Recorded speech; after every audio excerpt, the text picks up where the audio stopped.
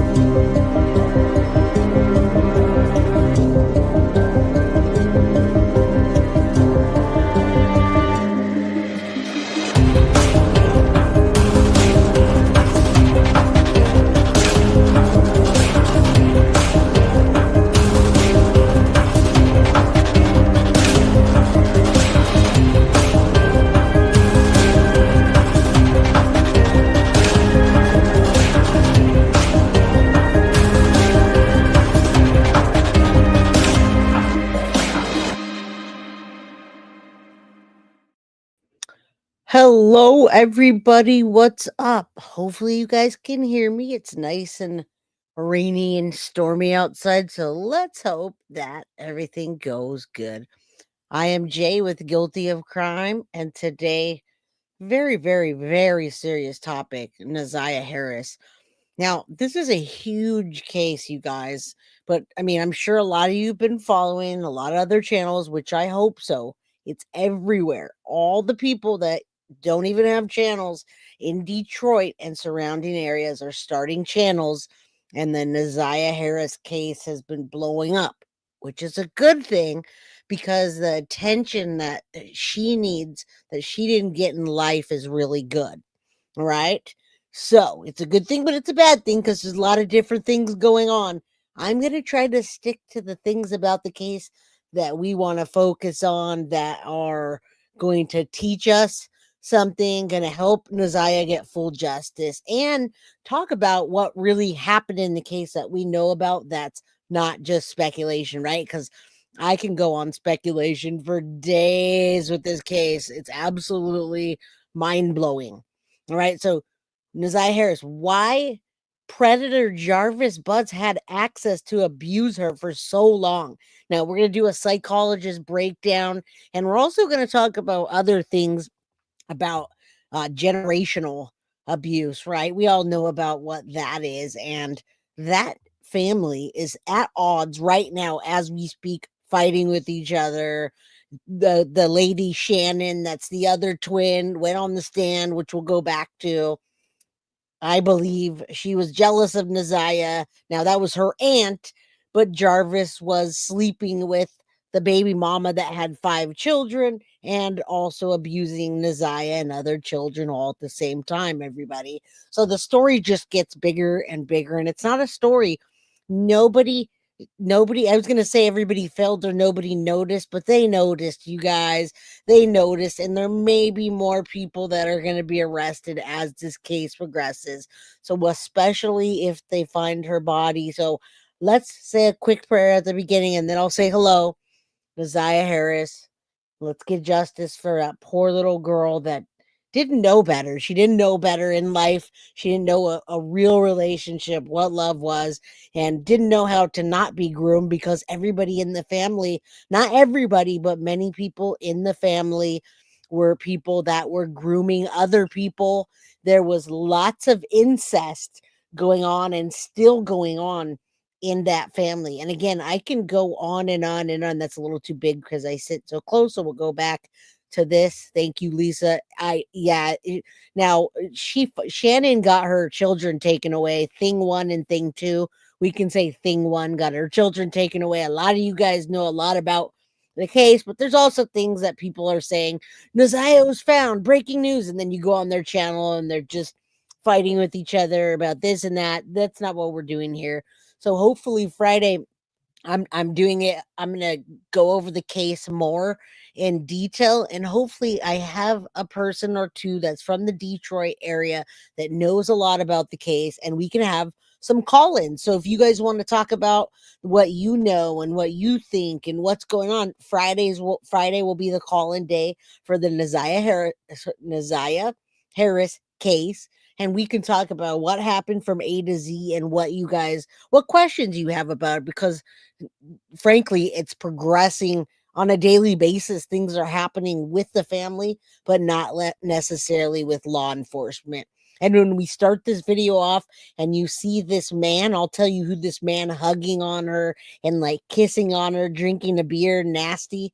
That's what happened in that family. Even thing one and thing two were predators. I believe it was thing one, Shannon, if I'm correct. There's a whole bunch of things going on, but even she was a predator. And that's why I say, watch your boys, watch your girls, watch it all. So we're going to get into all the case, but we're going to talk about how to watch out for those things, even if it's not your family. But if you know there's generational abuse in your family, you guys, you see something, say something like Thomas Karras did. Thank God for that man. Okay, so instead of digging into all the things, I'll tell you as I go. Now, Jarvis was abused. Jarvis was abused. An older woman that was his mom's friend had sex with him or abused him, and he got her pregnant at 13. He was 13 and he got her pregnant, and there comes kid number one.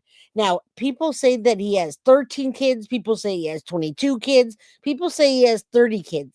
Now, he has kids, and he was also abusing all of his children. He had Anaya, which was his first baby, and then he was abusing Zanaya, guys. So he also was abused, but there's no excuse for what he did, for what any of those people did. It was just, yeah. And this is not just boxed into the Naziah Harris case. This is happening all over the place. Such a sad case. Hello, Desiree. Trust nobody with your children, boy or girls, family. Your family has generational abuse, and you were for years. God bless you now for understanding and knowing and not letting the generational curse of abuse and trauma continue. So that's what, in my opinion, what this case is about. So Jarvis started off that way and he continued, and everybody let him. They saw what was happening. I'm not saying everybody, but I'll start with the two people on my radar is Naziah's grandma and Shannon. Now, thing one and thing two definitely, but I can narrow down grandma and Shannon, in my opinion, that knew and turned a blind eye because of the monetary gain and because of jealousy. You guys, I'm just being absolutely real with you. Okay, so trigger warning at the beginning of this show. It's absolutely heartbreaking. It's absolutely difficult. But because it's a difficult topic, I want to talk to you guys about it and get an episode that's not suppositions, and we're just having a real talk about what happened to the little girl. And please, let's hope they find her body so we can find out who really took her life, what they did to her, and let her rest in peace. Now, she's no longer being abused, which I got to tell you, I don't even think that she knew she was being abused up at a certain point. She thought that that was her man, and she thought that's how she was supposed to be loved. I don't think Jarvis was the only one that was doing that to her, you guys. And that's all she knew. And that's all many kids know in certain communities, in the streets of maybe Brooklyn, maybe Detroit, maybe, I don't know, a lot of different places. Okay. All right. So welcome, everybody. I had to come on with that first because it's such a very serious topic and case. So welcome, it's Tuesday today. I had a day, but it's all good because I'm here and I'm breathing and I'm alive. And yes, it was normalized, and it's normalized all over the place. We talk about Madeline Soto all the time, which I have a lot to talk about in that case this week as well. Lots of things coming out, and as things come out, people come out, and more topics come out, and things and case and suppositions. Right, we're gonna get more on the Madeline Soto case as pre-trials and trials approach. Okay, so what's up, Corral? How's everybody doing? Abuse happens in cities and suburbs. It happens everywhere, but there are certain ones that are targeted, certain ones that expand over the generations and continue. All right. Nikki says not normal in my family and not normal in my immediate family, but with my mother and her sisters, it was normal in their family, not to the point where if you were to say, "Hey, aunt, can she go over there and sleep with Jarvis? Is that okay? They're having sex. And by the way, oh, we're pregnant at the same time. Isn't that cute? We're pregnant by the same man that's your uncle, but also my boyfriend. Oh, how cute." Well, that's what supposedly happened. Aunt Shannon was pregnant at the same time as Naziah, and thing one is Shannon. And that is not the kind of normal. But what I say by normal, meaning that you have predators in the family that are doing that to children, and people look a blind, they turn a blind eye. Now, unless you go to the cops and then they say, "Oh, really? Here's a news station. Well, I'd like her to come home, even though I didn't call 911. I never called it in. I called the school and then didn't churn into the police for 30 days. But well, let's start a GoFundMe so I can have money and help myself." That's not what I'm talking about. That's not what I'm talking about. What's up? Welcome, Laureen. Welcome to the mods.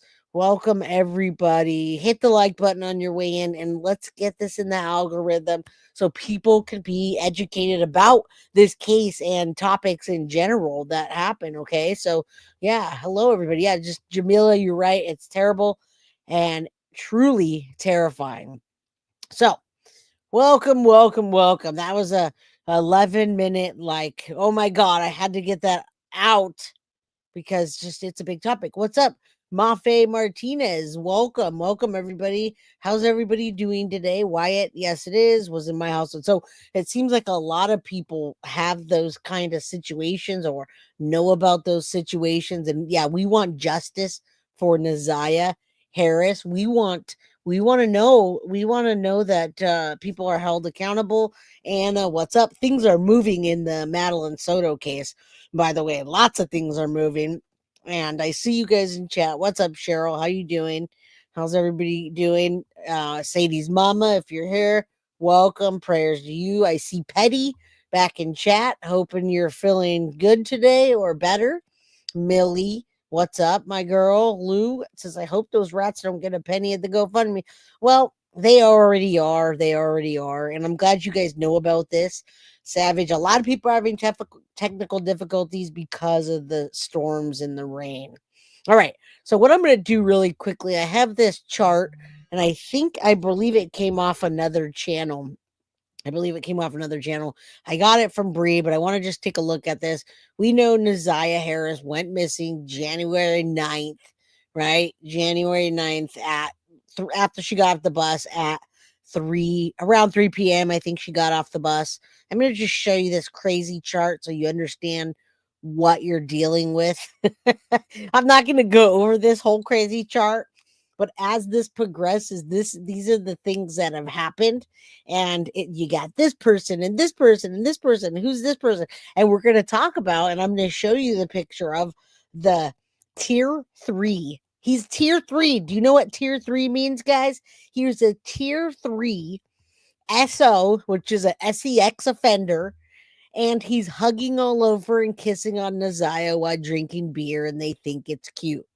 Avis, welcome, my girl. How you doing? Allison, how you doing? I'm glad you got your notification. Good to see you. Jana says you got it out. Okay. All right. So let me just go to this real quick. We know January 9th, 2024, she went missing, and we saw a lot of the pretrial stuff. If you're watching it with Grizzly, great. If you watch it on other channels, great. JE Prep, Clark Prep School Academy, Naziah Harris went there, was a good student. Everybody said all good things about her. I don't think she knew anything better. Details here. Annette states she dropped off Naziah to school that morning. Family member, right? Dropped her off, and then after that, we know that Jarvis picked her up because we know King was with him. King went his way. Jarvis went his way in his car that he always used to catch the ladies, right? So King saw Jarvis take off with Naziah. No big deal. No big deal at all. But she never, nothing ever happened. We never saw her again. So the judge says nobody and nobody, which means, hey, let's rule it out. Now, I see some of you guys talking about in chat. Bree did a video where she explains all of what happened. She was trying. There she is. We finally see her face. I was trying to prove it on an AI. Had a couple people saying, "Yeah, well, I wanted to let the community know that you're not an AI, but I don't want to get into beef about Naziah Harris because we don't want that kind of stuff. So what we're going to do is talk about the psychological aspects, get into the show. I'm gonna really dig down and find out what it is that they didn't like. Now, I know it was Ratchet King, which I follow Ratchet King, and Ratchet King also has a channel called Denot. And so, yeah, there were people saying, yeah, I thank you, Iami. Thank you for having her back. Now, it wasn't a thing about having. Here's the thing, and I appreciate you for having her back. The thing is they wanted somebody to be able to clown on in their video, and that's happened to me a lot. And they also saw two people, one that's a white person, which is Gavin, and two that looks like a white person in that community that didn't exactly match their facts. And because it didn't match their facts at the time, which now I'm seeing them talk about gators, it gave them something to talk about. So, what we wanted to do, he wanted to go on and talk about the articles I dug up in Gators Detroit. Well, now they're talking about that. Now they're talking about that. So we can say it's all good. We're here. We know Bree is not a bot, and we want justice for Naziah. And once I make sure that everything that's fact checked and we can correct anything, we will. But they're now saying the same things you are. And it's just a community thing, is part of it. That happens to me all the time. I get dumped on for the Sebastian case, but I don't let it stop me from being in that case, you guys. All right. So we've got all these things that happened that day. That's how complex this is. We got Jarvis, and we've got Latricia and Cordell and Naziah and Talisha and Talasha's mom, however you say that. It says Tijuana, Cordell. You got addresses and sister Tijuana, sees little girl going in and out. I mean, we've got this down. We understand what we're talking about, and we know the facts of the case. We've been watching it. So I'm going to start off with showing you a picture of that old man, right? And we'll get into more details. I just have to go over that video that I was going to go over originally. I was going to go over and react to the case of the case that Gavin did, but Gavin didn't talk. He didn't really talk. And so since he didn't really talk, I wasn't able to get Gavin as a creator to say what I needed him to say. And so I wasn't reacting to him. So therefore, we're not doing that right now. Welcome, Michelle G. Welcome, welcome, welcome. Justice for Naziah. Yes, thank you. Such a tragic case. 420. There it is. For all you 420ers, hit that like button, subscribe, and get yourself a membership. Speaking of, if you have a membership, if you don't have a membership, if you have the means, if you don't have the means, hit the like button, subscribe if you haven't, and hit the notification buttons. Thank you, Foxy Amazon, for gifting that. I hope Clark wins a membership because she deserves one. All right. Now, it's not you fact checking, Bree, but it's my channel. And unfortunately, on my channel, I have to be able to know what I'm talking about. So we understand that you fact check because you do a lot of work for Guilty of Crime, right? But here's the thing is, if that was me on the case they were making fun of, then all of a sudden we'd have a battle of the channels. We all know you're not an AI. Yes, we know that. But we don't want battle of the channels in the Naziah case now, do we? No. So instead, I shouted out to Ratchet King and Denot. They shouted out back. I reached out to them, and we're all good with Guilty of Crime because I'm the creator on this channel, and I get the slack, unfortunately. So we all know you. We understand, and we'll go over that. We all love you, Bree. If we didn't, you wouldn't be here with a wrench right now. Now, would you? Now, rest in peace, Naziah. Let's watch this first clip. This was 20 hours ago or 18 hours ago. Let's play this update and what's happening in the Neziah case. Right now, Jarvis Butts is awaiting trial for the murder and sexual abuse of Neziah Harris. After listening to days of testimony last month, a judge called Butts a monster and said that opportunities to protect the 13-year-old girl were missed. Tonight, the 7 investigators are revealing years of warnings that preceded Butts' alleged crimes. Warnings that family members say were made to Children's Protective Services that could have saved Neziah's life. Here's what 7 investigator Ross Jones has uncovered. And this is what they're looking into now because CPS was called. And now, remember, thing 1 and thing 2, Shannon got her children taken away. And I waited until that was fact checked because I was like, I am not going to get ripped on. As a creator, it's rough to go on there and get ripped on. But when you don't, especially when you're not, it's like, dang, yeah. Oh, wow. We survived and guilty of crime survived another round at Turtle Island. So thank you to Dolly Vision and Turtle PJ and Turtle Island and all of you that do that because it's a fun game. All right. Years of warnings. Now, remember, CPS and the people that work for CPS could get in massive trouble, you guys. They can get in massive trouble now that they took the kids away and they're starting to dig into the CPS reports. And Neziah is now named in a red rum case, and CPS was warned. Guess what? People are you're fired. You just lost your job. You're done. You're done. You're out of here. You missed this little girl that we told you. And thank you guys. I appreciate that. It happens almost every 2 weeks, but I always appreciate you guys saying what's up. Yeah, hashtag shop vac. I needed the shop vac today. One of our pipes busted, and it wasn't the part that we're fixing. So thank you. Water in the bathroom. Lots of things happen. So hopefully we can make it through this stream today. And thank you, Foxy Amazon, and the entire crew. All right. And thank you for everything you guys do. Like, subscribe. That's the best thing. Years of warning CPS. Here we go. We're up to date on the case as we watch this. You look at that face and you do not see the horrors that she had gone through in her short life. The exploitation, the molestations, the sexual abuse, and the pregnancy that she was concealing. Years before Jarvis Butts would be charged by Wayne County's prosecutor, accused of killing and sexually abusing 13-year-old Neziah Harris, Harris's own relatives say they saw the warning signs and told anyone who... Now, I'm going to stop for a second because now they're all fighting over that, you guys. They're all fighting about what they saw and what they didn't see and what they turned a blind eye to. So, Wendy Slides, hey Jay, we just lost a whole damn I did that too. I just lost a whole freezer of food, and so did you. Well, you know what? Let's lose it together, and it's all good, guys. It's as long as we're still alive.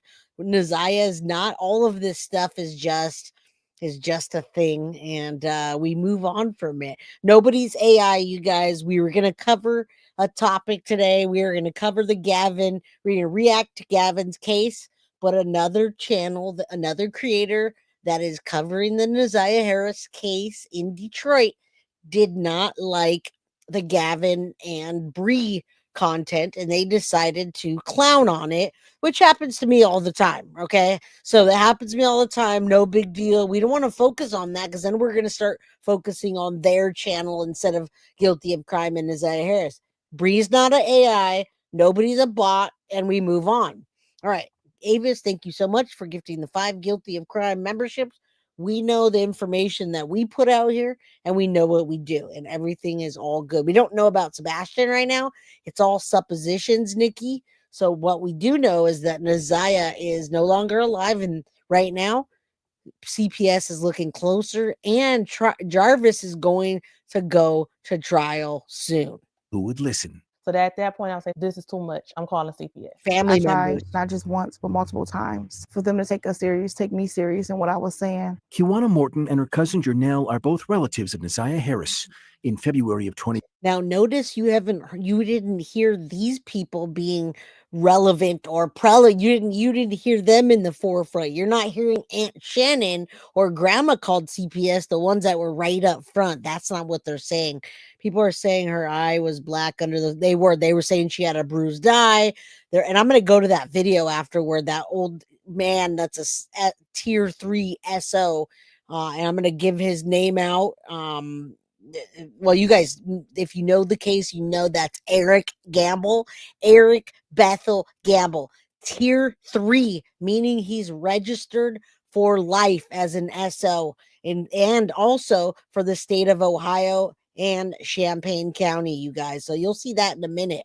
Thank you, Jesus. Certified. There's so many things in that community, and everybody all of a sudden in Detroit is a creator.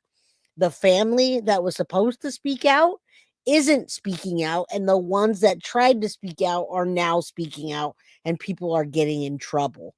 All right. Thank you for letting me know about that. I'm trying to invite the Detroit community to my community. My light's doing that a weird thing. Oh, what happened? All right, I'm gonna press play. I don't know what happened. 2022, Janelle says she learned of allegations of improper touching involving Butts and other small children.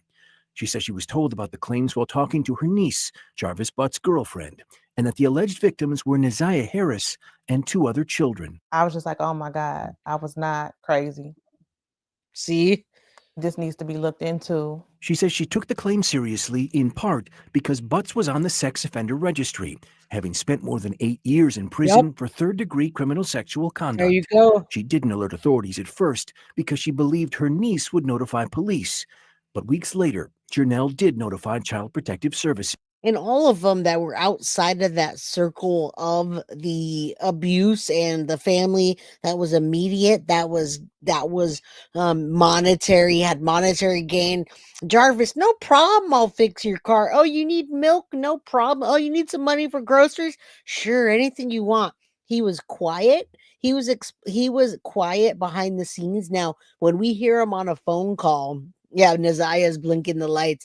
Neziah is saying, love you, and let's find my body and put me to rest. I put the wrong one up. Sorry. Yeah, the ones that should have were getting things from Jarvis. He was quiet and he kept his head down to those that didn't know him. And the ones that did, he was abusive with them, including the women that he dated. I don't even want to play the jail call to his baby mama or his fiance because it's too nasty and disgusting to even play on YouTube. He gave his 4-year-old child chlamydia, Jamila. That's how bad it was. He was abusing those children that Shannon had with him. She had 5 children. She supposedly had 6, but she miscarried 1. He was abusing their children, and it was all good in the hood. Right? None of them said anything, and now it's too late for those that are speaking out, except for we hope their other arrests are made. Yes, Jeep Sahara, Mafe, I freaking cannot. I know. It gets worse. Her complaint came in on April 13th, 2022. There was an incident at a birthday party, the complaint reads. One of the children that attended the party accused Jarvis of sexual abuse. Of course Neziah, and name withheld, reported that Jarvis touched both of them inappropriately as well. Jarvis touched name withheld in her private area, and it hurt. Yep. Janelle made the complaint over the phone. They basically told me if they needed me for anything else, they would reach out.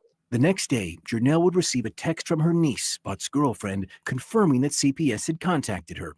CPS called me, the text reads. They called about the well-being of my kids. Then they called back to get Jarvis info. A CPS spokeswoman would not tell 7 News Detroit if investigators ever questioned Neziah Harris after receiving the complaint.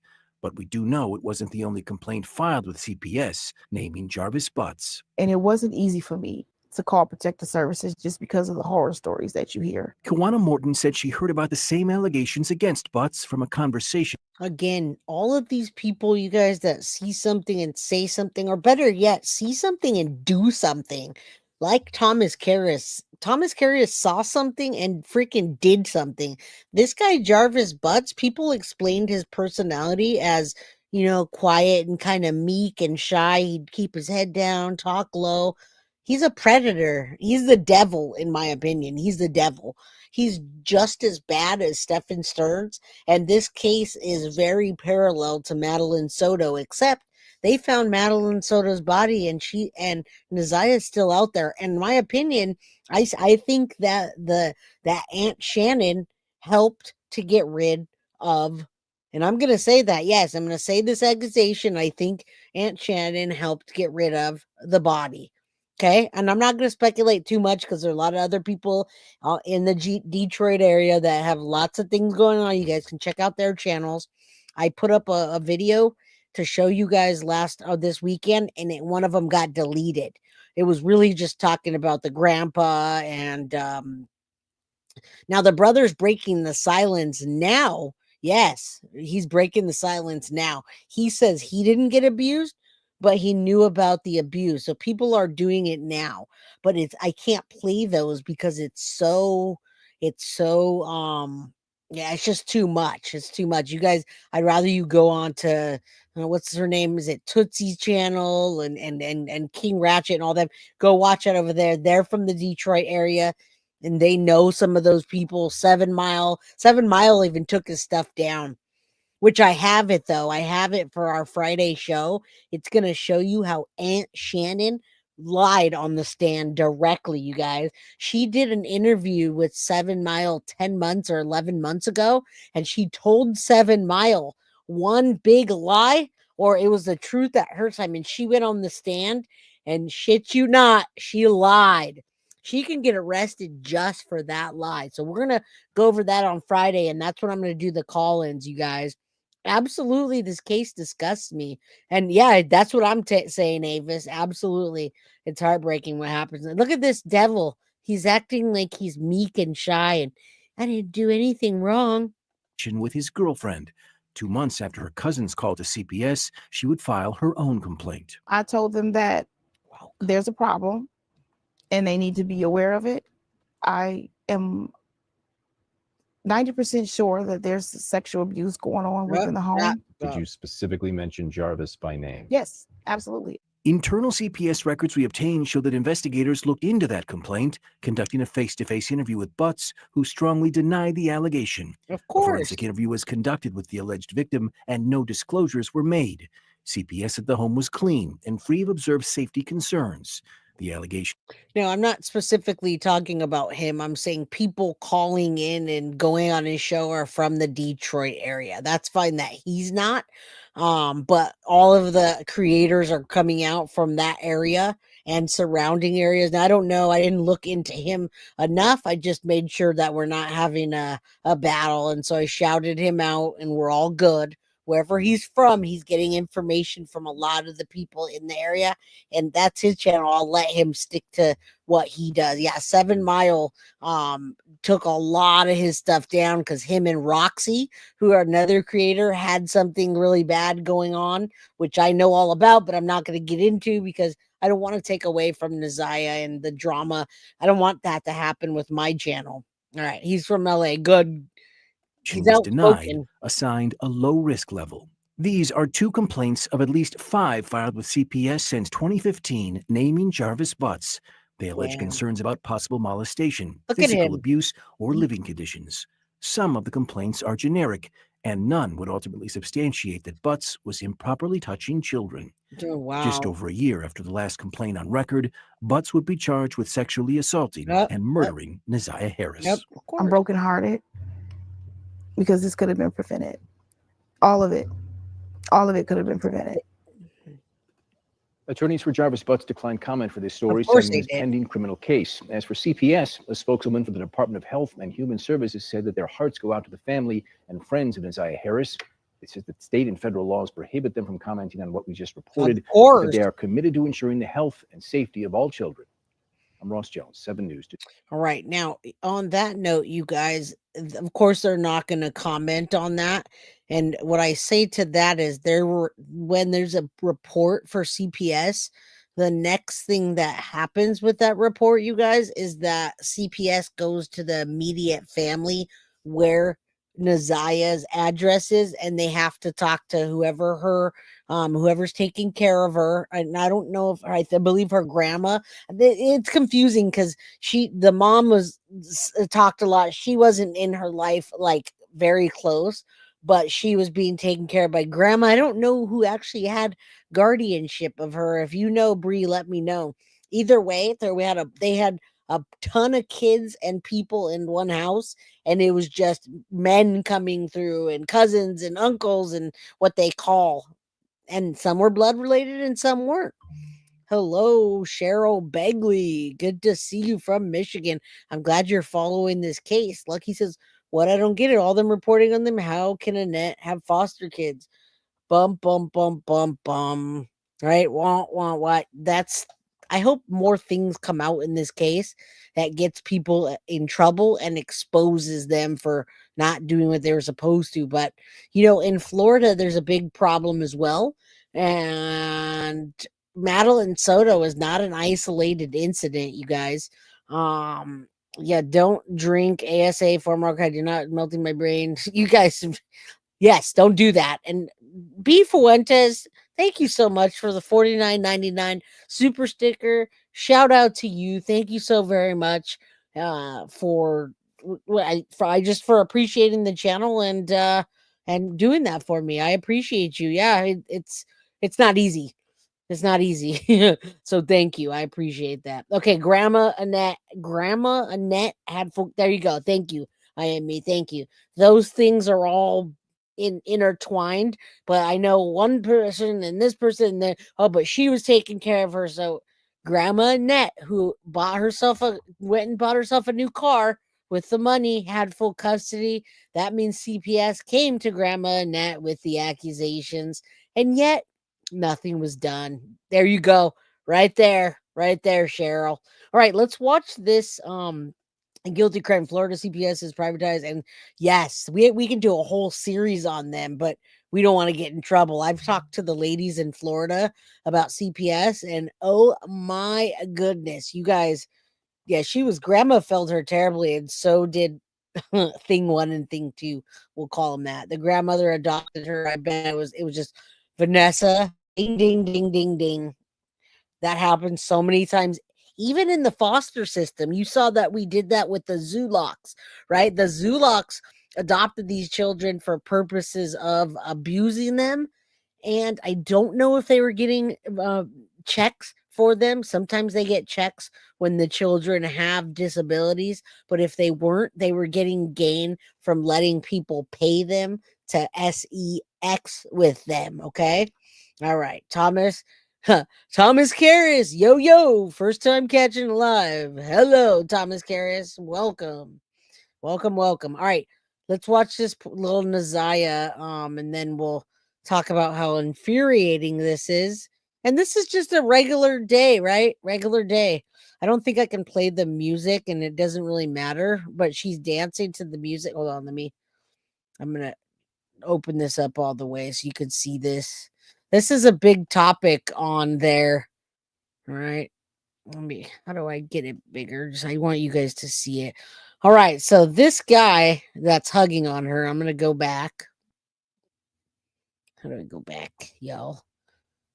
Hold on. I'm just going to do the link again. 1 second.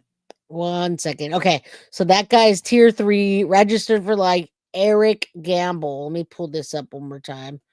I am not a TikToker. I was trying to I subscribed to some of the people that were doing the TikTok lives, and I could not for the life of me figure out how to send them you know how you guys send super chats and stuff like that. I couldn't figure out how to send them super chats and all the coins and stuff, because I was learning about the case on their channel and I wanted to tip them and I had no idea how to. I had no idea. Thank you, Scary 420, for the 10 Guilty of Crime memberships. Okay, I'm going to put myself down. Watch this again. Everybody's talking about this man that they know. I'm going to give you his name because he needs to be put out there. His name is Eric Bethel Gamble. He's a registered SO for the state of Ohio, Champaign County, tier 3, meaning registered for life.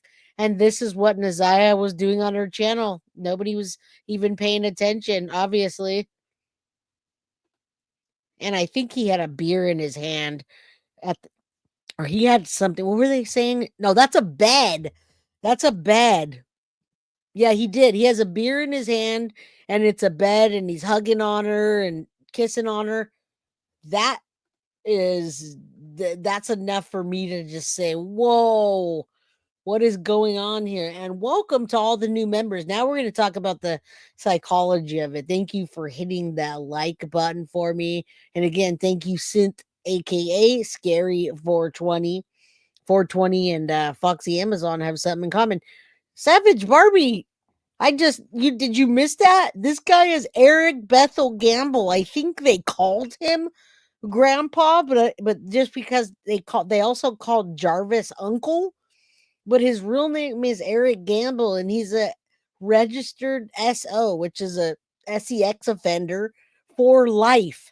And he was hugging and kissing on her, and they're just like, oh, there's Grandpa with Naziah. Look at how cute they're dancing near a bed while he's holding a beer in a creepy motel room. How sweet is that? Yeah, that's actually they call him Grandpa and Uncle and cousin, and a lot of them aren't related, but some of them are related, and there's also incest in that family, guys. Not only is that, yeah, you're absolutely right, he's a chomo. That was also Naziah, Jamila. That was Naziah's TikTok. Yes, ma'am, it was. All right, now we're going to get into, oh my God, there's so much. I have so much I can get into, but man, we're gonna get into this because I want to stay with the topic of the psychological and protecting our kids and what happened in the court. And whoever reminded me about Patrice, the psychologist, thank you, because now we're going to discuss it in a psychological way about what was happening, and we're going to be able to be intelligent about the conversation. What's up, Bev? Well, I'm going to just call you Bev. All right. Yeah. Thomas Karras, that should make anyone want to throw up. Registered SO for life it looked like a motel room on a bed holding a tall can of something. Allie Kelly, what's up? How you doing? And 444 Forever 13. That's Forever 13, right? That's also Madeline Soto. Man. All right. Yeah, brother and father of her first child. Yes, I do too. Why was he in the TikTok video with her? That's what we're saying, Jamila. The whole topic of my video today is why Predator Jarvis Butts had access and abuse to her, psychological breakdown, and we're talking about why the family let registered SOs have abuse. It wasn't just Jarvis that was abusing her, in my opinion. And welcome, yeah, she's great. This lady's great. Patrice Berry. I linked her in my video. All right, let's go.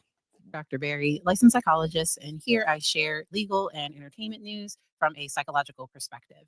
I was planning on covering the Natalie Cochran case today. She is charged with the death of her husband. They believe that she's charged with using insulin. She has a history of— oh my God. Okay, we're not going to cover. We want other ones, but no. Okay, she's talking about the TikTok now. Let's get past that. I want to talk about in the judge's face, and so we are going to watch a clip from that. And then I decided to cover this case because I saw a TikTok where somebody was talking about how here we when go. They were 12 years old. They disclosed having feelings for an adult man, and she describes how her community came around her to support her. So I will also be playing that video a little bit later, because I think it's important that we talk about protecting kids from predators, from people that would harm. So we need a family chart, and you know what? Unique. I'm going to call you uniquely. I don't know if it's uniquely she, but I like the uniquely. Isn't Eric Gamble Annette's brother? Family curses from grandma to mom to her. Thank you so very much for coming in my chat today and helping us out with this case. I have documents, but I didn't want to get into all the little, and I can't remember all of it. So thank you. If Eric Gamble is Annette's brother, that's a whole thing. That's what my whole topic is. Okay, so Yeah, so thank you for that. I almost called my topic today family curse. So shout out to you. Cheryl Bagley says, I believe Grandma Annette and Aunt Sharon used her for gain with money or keeping nasty Jarvis around. Ding, ding, ding. Cheryl, since episode 1, I'm on episode 4 of the Neziah Harris case. That's exactly what I believe in my heart of hearts. So thank you.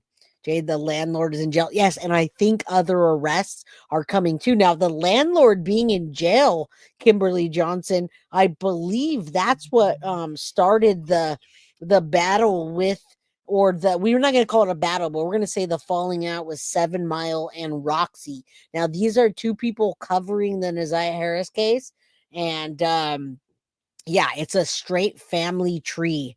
And yes, her brother and a baby daddy, allegedly. Thank you for saying allegedly. I appreciate that. Allegedly, the grandma was a victim. Yeah, that's what I was telling you. Impregnated brother, allegedly. All of them were doing that to each other. And there was incest. There was so just all the things that you could think of. It was all kept in the family.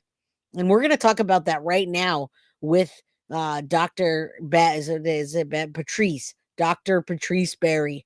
Harm them, because I don't think Neziah did anything wrong. Absolutely, I think she did. Jarvis Butts, according to what the judge said, according to everything I've seen, it sounds like he has a history of targeting women with children and not really wanting the women, that he was more interested in the children. And there were probably some red flags that the women in his life overlooked. And so I like talking about what are some red flags and signs that a child is being I think I can say let's say groomed with a G, that a child is at risk of being harmed. Now she wants to say groom. She's trying to be careful. Now, Mia also allegedly Jarvis had his first baby at 13 with his mom's older friend. So that was happening all the way around. And you got the video. I say, okay, thank you. Thank you. I appreciate that so very much. Let's watch this and I'll look through my videos and we'll talk about it. She was a child, and I am going to share a picture. So I'm going to read from an article. There is some language in the article that is a little too strong for the YouTubes. And so let me share her picture. She was a beautiful girl. Like I said, only 13 years old when she disappeared, and they believe that she was pregnant with his child, and that was probably the motivation for what he did, or for what he's charged with. Okay. All right. So let me read some of the history of this case. Make this smaller. Right. So Neziah Harris was 13 years old. This case is out of Detroit, Michigan, and she went missing back in January of 2024. There was a preliminary hearing was held on January 6th to determine if there was enough evidence for Jarvis Butts. And I love that there was, because Jarvis thought they weren't going to arrest him because there wasn't a body. And you guys, the law is getting tougher on those kind of things. They don't care. They don't care if there's a body or not. If they have evidence, text messages, pings, and people willing to talk, they're going to go for it. But I really want her body to be found. So you guys say a prayer. There's no 222s right now. Oh, well, my good. Literally, it just hit 222 right now. 222, say a prayer for Neziah, all the children in Detroit, in all the areas. And I'm even closing my eyes on this one for Neziah, that her body's laid to rest and that she gets full justice, whether that means grandma gets arrested, thing 1 and thing 2, and all the people that were involved, and the other ones that were doing that to the other ones in the family, you guys. And we'll get into that more in other topics. And especially, you guys, please mark your calendar for Friday, this Friday at 4 p.m. Unique girl. If you have more things to talk about and you, Chad, have been following the case, you are the people that I want to call in, and we'll talk about the case on Friday, because that's what I'm trying to do. I'm trying to intertwine my community with their community. Even though I don't live in that area, I still I'm close to any community that it wants me to help and get a voice, and I want to know about that community, and I want to let people know about my community and just make it be out there.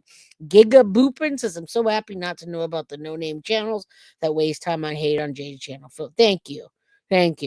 Appreciate you. See, I thank you. And Carrie, my girl, welcome. All right.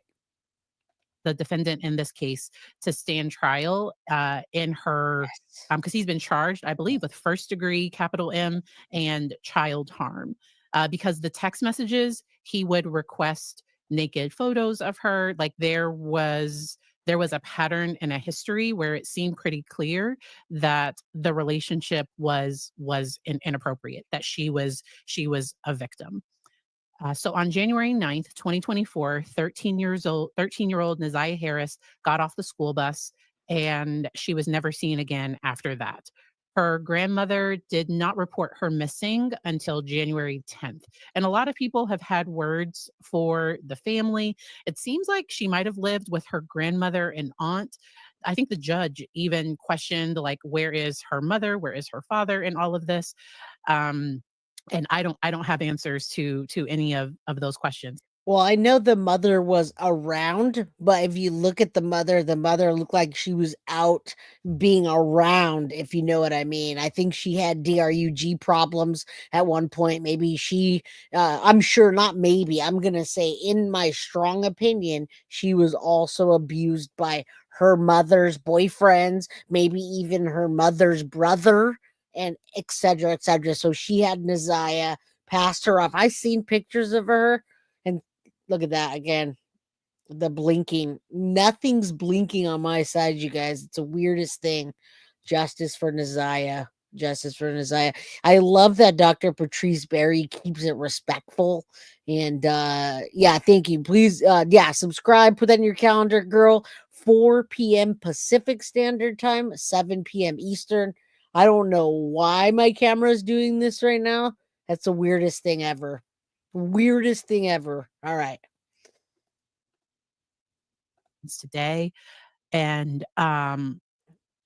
sometimes this reminds me of the case of the girl that was similar situation. She was put in that like young police cadet program, and adults in that program ended up taking advantage of her, and she had lost multiple family members. There was probably this hole in, because sometimes predators, they don't pick kids that have, like, typically they target children that are vulnerable, because they target kids that aren't going to tell, that they think are going to keep their secret. And so having open communication with children is incredibly important. I'm just trolling on the chat. Like, this case really, really is so hard. Hey, Kurt, how you doing? The judge's statement was so powerful, and we are definitely going to take a look at it. And so he started the inappropriate relationship with her when she was 11. That is the allegation, that it started when she was 11 years old. So from 11 to 13 years old. I hope that they can recover her body. It just really does help everybody have some type of closure in this case. Lisa, you were one of my top ones asking for this case. And so mom had substance issues, and dad. There you go. And we learn more as we go. Again, it just hit 222, you guys. There's probably not even 222 likes, because, we're not covering Madeline Soto, but Neziah Harris is just as beautiful, and she deserves just as much respectful coverage as any other child that we cover or don't cover. All right. So yeah, I don't know. That's the weirdest thing that ever happened right now. So weird. I appreciate you guys filling in blanks for me and letting me know, because I know, like, constantly there's creators running channels that are going for 8 hours straight. They're literally running an 8-hour stream and telling all the info. And that's just not how I do it. So dad was married and didn't want to disrupt his marriage, which would have felt like a rejection to Neziah. So let's say Hey, her birth father welcome. remarried and they might, and I don't know if they have children or not, but he remarried and he's not taking custody of his child. Her mother is not in a place to be able to care for her, and her father just doesn't want anything to do with her. That would open the door for a young girl to seek a parental type figure. Right. And you guys saw the text messages. She was all about Jarvis. She's like, "Hey, you want me to wait downstairs, or why don't you come downstairs?" I mean, she was sending sexy messages back to him as well, because that was normalized for her. She didn't know any better. That was abuse, that was grooming. And Thomas, we know for a fact that when she got off the bus, Jarvis picked her up with his business partner, and they took her back to their mechanic shop. And then after that, they went to a motel. She was seen going into the motel, you guys, and she was never seen again.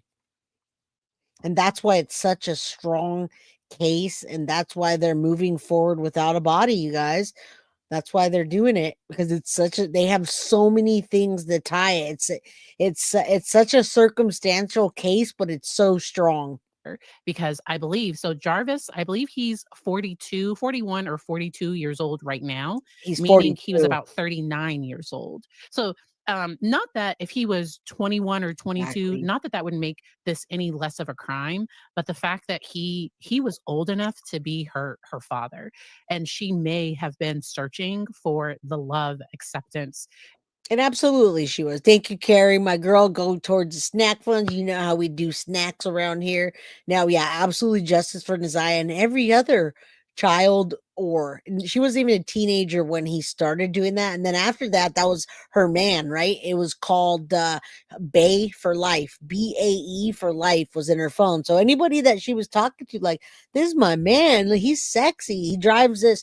What was he driving? Like an older Porsche, or he worked on cars. So guys, I know guys that work on cars. I have one of my best friends works on cars, and that guy drives every car. He's fancy. He drives every car you could think of that nobody could afford, because people bring the cars in and the guys have to drive it at the shop. So that's my bae for life. That's my man. Isn't he good looking? And I tell you, and now Dr. Patrice is going to talk about this. She thinks that those women in the house were also jealous of Neziah, you guys. The technical problems are over. You must be behind a little bit. Welcome, Krista. Welcome. It's raining day. It's such a weird day out here in San Jose. It's so sad how these weird families have similar toxic things going on with the family exists. Those people are so absorbed in their own abuse, they neglect everyone else. And that's the actual topic of today. It's sad. And approval of a father. And in seeing some of their text messages back and forth, it seemed like she was afraid of disappointing him, of letting him down. And it's so problematic. All right. So why was he charged? He turned himself into authorities on January 9th, the day she went missing, on an unrelated pew charge. And Neziah reportedly met up with him that day, and they went to Ypsilanti before returning to Detroit. Now, that's a good question. They have footage of her going to not even a hotel, it was a motel, a seedy motel, but there's nothing else other than that. So I don't know. We haven't got to trial yet. Thomas says, why would they take her life after getting her to a hotel if she was in the mindset of being in a relationship? Because she was only 13 years old, and Jarvis already had a fiance, and he had a baby mama that he had 5 kids with. At one time, the 5 was 6 kids. It's allegedly his baby mama was pregnant at the same time Neziah was. Now, he had been abusing Neziah since she was 11 or 12 years old. And so he didn't want her to have the baby. And what the judge thinks is, that Jarvis tried to give her a homemade abortion. And when he tried to give her a homemade abortion, she ended up dying. So that's why. That's why instead of just taking her to get one, I don't know what's going on with that, but that's what the judge says. I never knew Shannon was pregnant at the same time. That makes me even weirder, and that's why people think she was jealous. Yeah, we don't know that yet. That's why we don't have the.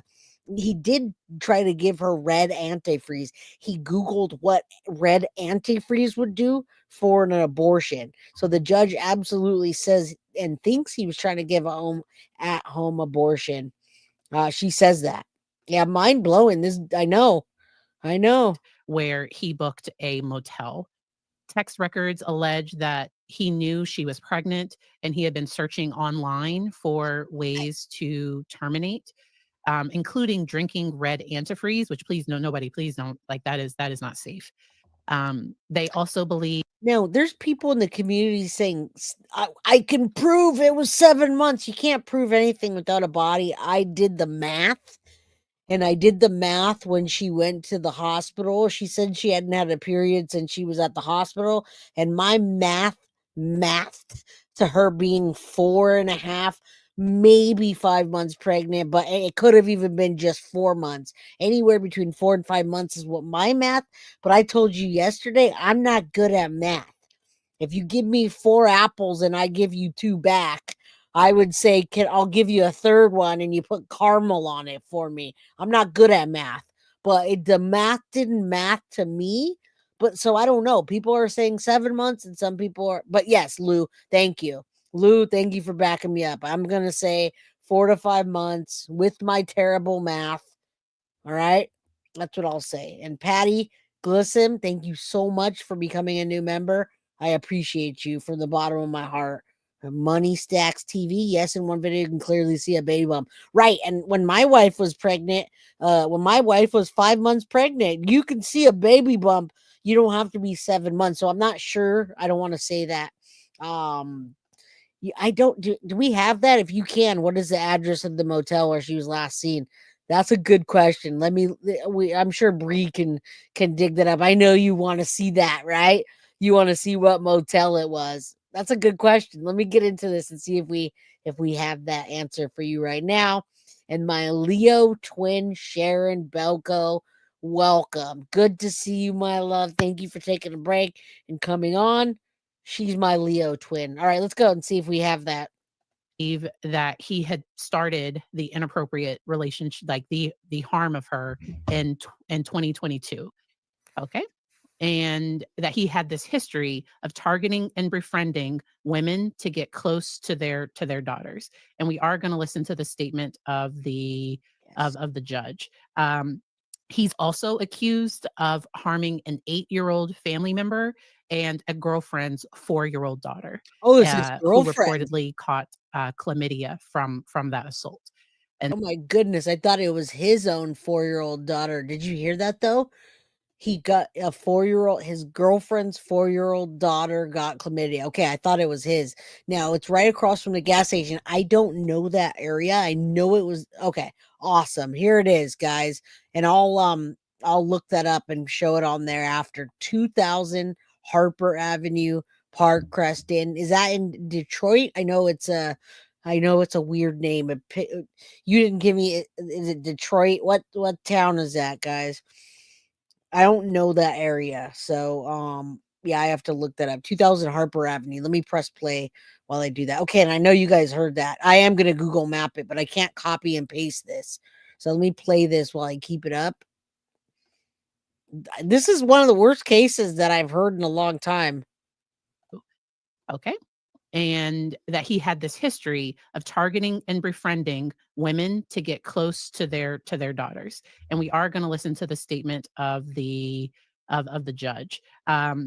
He's also accused of harming an 8-year-old family member and a girlfriend's 4-year-old daughter, who reportedly caught chlamydia from that assault. And so, like, he is vile. This is true pedophile behavior because yes, like straight up. All right, I'm going to show you real quick. I'm going to drop this down for 1 second and show you because I love that you guys Well, the reason I do this show is so I can interact with you guys and get a voice out there. So that was a fantastic question. Thank you. Here it is, the Park Crest Inn, you guys. This is the motel. I saw some pictures and stuff of it.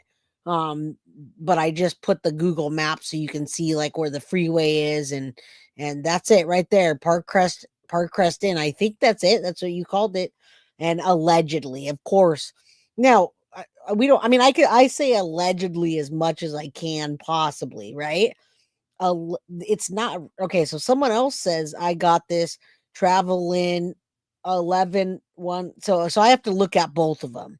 So allegedly I just got that, and allegedly I got the Parker Avenue one.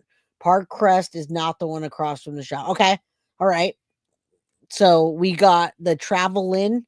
I'll look that up while I pull this down and keep playing the video. I probably have it on the document and I didn't even realize it. But thank you guys. I'm looking it up. I want to make sure I get it right. We're talking 8 and 4 were just some of the known victims. And I do believe that there may be victims that we do not know about, because it sounds like he had a history of this type of behavior. And it can be hard for kids to not know that it isn't okay. And because often we talk about stranger danger, we talk about, something happening with somebody that you don't know, and harm by somebody that's close to the family, that's in the family, that is often more difficult, because it's just very, very difficult to understand. He knew her because he is the father of one of her cousins, and he would request inappropriate photos. And I think he sent her inappropriate photos as well. All right. He was tracked to the Rogue River in Detroit the day after her disappearance, where police would later recover the clothes she was last seen wearing. And authorities said there was damage to the clothing that would indicate a struggle. So he was charged with first degree capital M child SA material, so child SAM, and then so CSAM, and then second degree criminal SA child under 13. So those are the charges that he is facing. So the judge had that hearing, and they did go over. All right, so I see abandoned buildings and I see a lady on the travel in. That didn't make sense. The other address didn't make sense to me, you guys, because it said, and I'm from San Jose, so that Park Crest Inn said Harper Woods, Michigan, and I'm like, wait, how did Harper Woods, Michigan get into this? That's funny. There's no I know Michigan, Harper Woods, Michigan. Wait, what? What are we talking about? So let's look at the address that you guys gave me for the travel in. I got to show you something that's not funny, but it made me like cringy. Let me show you. So I looked up what you guys told me at the travel in, right? And look at this. Look at this review. There's no pictures, but look at the review on there. Look at the picture of the lady that's on there. And they probably did change the name. Harper Woods is in the border of East Detroit. Okay. And his shot. Oh, okay. So the corner of 9. You guys keep saying 9000 Connor Street, but is it in Detroit? Okay, so he went to that motel too. All right, so I'm going to show you the Google map, but look at that place, you guys. Look at the lady they have on there, and then they don't really show anything. If you look here, you can see Camden Avenue and Liberty Street. Is that it, you guys? Is it Camden Avenue and Liberty Street? Would that be it? And then you get directions, and it just shows you like this. So would that be take a look at the map for those of you guys that know. If you know, then that is the map there, okay? Travel in 1150 Harper Avenue, and you can see all the other streets here. There's Connor Street there, and I think they said Connor Street. Yeah, like I said, Shady Motel. Right. Just search the travel in Detroit, Michigan. Okay, I'll do that. Travel in. I wasn't expecting to even do that today. Okay, so it was across the street from the shop. So I will do that. If you want to send me that, Bree, what the address you gave me wasn't across the street from the shop, but that's not what I was going to do right now. I just wanted to check it out with you. So I'll find the pictures and we'll put that up. I don't Travel in Detroit, Michigan. It will pop up. All right, let's do that real quick. Travel in Detroit, Michigan. Let's go to Google. It says that right there. Travel in Detroit, Michigan. You guys, that's it. Travel in Detroit, Michigan. All right. And you guys see it? You see what I'm looking up there? They're showing that was the one that's what I was showing you guys, the travel in. And it had nothing claimed. And it looks like a big roadside. So I don't know. This is what it looks like on here, but that's not it. That can't be it. That looks more like it right there, you guys. Oh my goodness. And we got MapQuest. That has to be it on Connor Street, you guys. All right, I'm going to stop doing this because I'll make sure I get it. Grizzly corrected that it was the motel across. Okay, I will look it up and do it. I don't want to waste your guys' time. I'm sure I have the address, but I just was like, let me see if I can answer that question. Let's get back to the psychologist now, and we'll verify which one. I did see Connor, and I remember them talking about Connor Street at the corner. The text messages revealed in court. I am not going to be going through those messages. Please trust me when I say it's inappropriate. And if you do want to go back to Court TV's channel or dig into this case a little deeper, there are videos breaking those things down. His search history was also like, so remember, people don't do crimes, and if you do a crime, they're going to take a look at your phone. And so a lot of his data corresponds with him being involved with what happened to her. They also recovered her school ID. And the lady that covered the school ID was, they did an interview with her. That was pretty crazy. Now, I just took a look at it, Bree. We were right. We're right there. It was right there. There's Connor Street right there. We see it. It's Harper and Connor where you sent it to me, and you can see the thing. We'll do that on the next episode when we talk about it. I'm not going to go back to the maps now, but it was Connor, and yeah. CD motel, and the pictures were none with no reviews. That was March 7th, 2024. A woman walking found her school ID. And this really just is a sad and tragic case. So I want to take a break. We're not a break, but I want to take a look at that TikTok video. Okay. I know. And I have a link to the video, to the creator that made it. I have a link to her channel down in the description. I just thought that she phrased this really well. So we're going to listen through, and then we're going to talk about it. I'm probably going to interrupt, but we will see. Interrupt, girlfriend. When I was 12 years old, I wrote a love letter to a grown man who was my camp counselor at this little summer program I was a part of. I confessed my undying love and told him that I wanted to be his wife and have his babies. And you know what he did? He, along with a woman counselor, pulled me to the side and told me that, sweetheart, that is not appropriate. But they took it a step further. They then started asking me questions because they wanted to see, had I been exposed to something that was inappropriate, or had I had something happen to me? Because what is making you, me, a 12-year-old, think that she's in love with a grown man? I had a therapy session. They learned that, one, at school, I didn't have a friend. I was a very quirky black girl. I was in my own head a lot. My parents worked very, very hard, but weren't home a lot. Didn't really give me a lot of the attention that I think I needed, or the social, emotional kind of support, right? I was adopted. My parents were a lot older, so their generation, children are seen and not heard. I didn't really have too much of a voice. But this man, who I thought I was in love with, was so nice to me. He used to compliment me all the time. He used to tell me how smart I am. I don't know what love is. I don't even know what sex is. Like, what? I'm just going based on what I see in movies, not realizing that as a child, this could have put me in a very weird predicament. Right. But it didn't, because the adults in the situation were adults in the situation. And I wish that Naziah Harris could have had at least one or two adults in her situation that could peep, that could see, that could intervene. Because what happened after I had this little session, both of those adults called my parents. They took it even further. My parents were like, oh my gosh, I'm appalled Don't worry, we're going to discipline her. And both of these camp counselors literally said, don't do that. That's the worst thing you can do. We don't want to bully her down, or not bully, but just kind of take it a peg down. We don't want to knock down her confidence. And she feels self-conscious now because she feels exposed. Like, no, they told my parents what they learned and was like, your daughter is having issues because she doesn't have any self-esteem. She's lacking like self-confidence. We've been trying to build that up, but it's being twisted in her mind. And that's a conversation that you guys really need to have.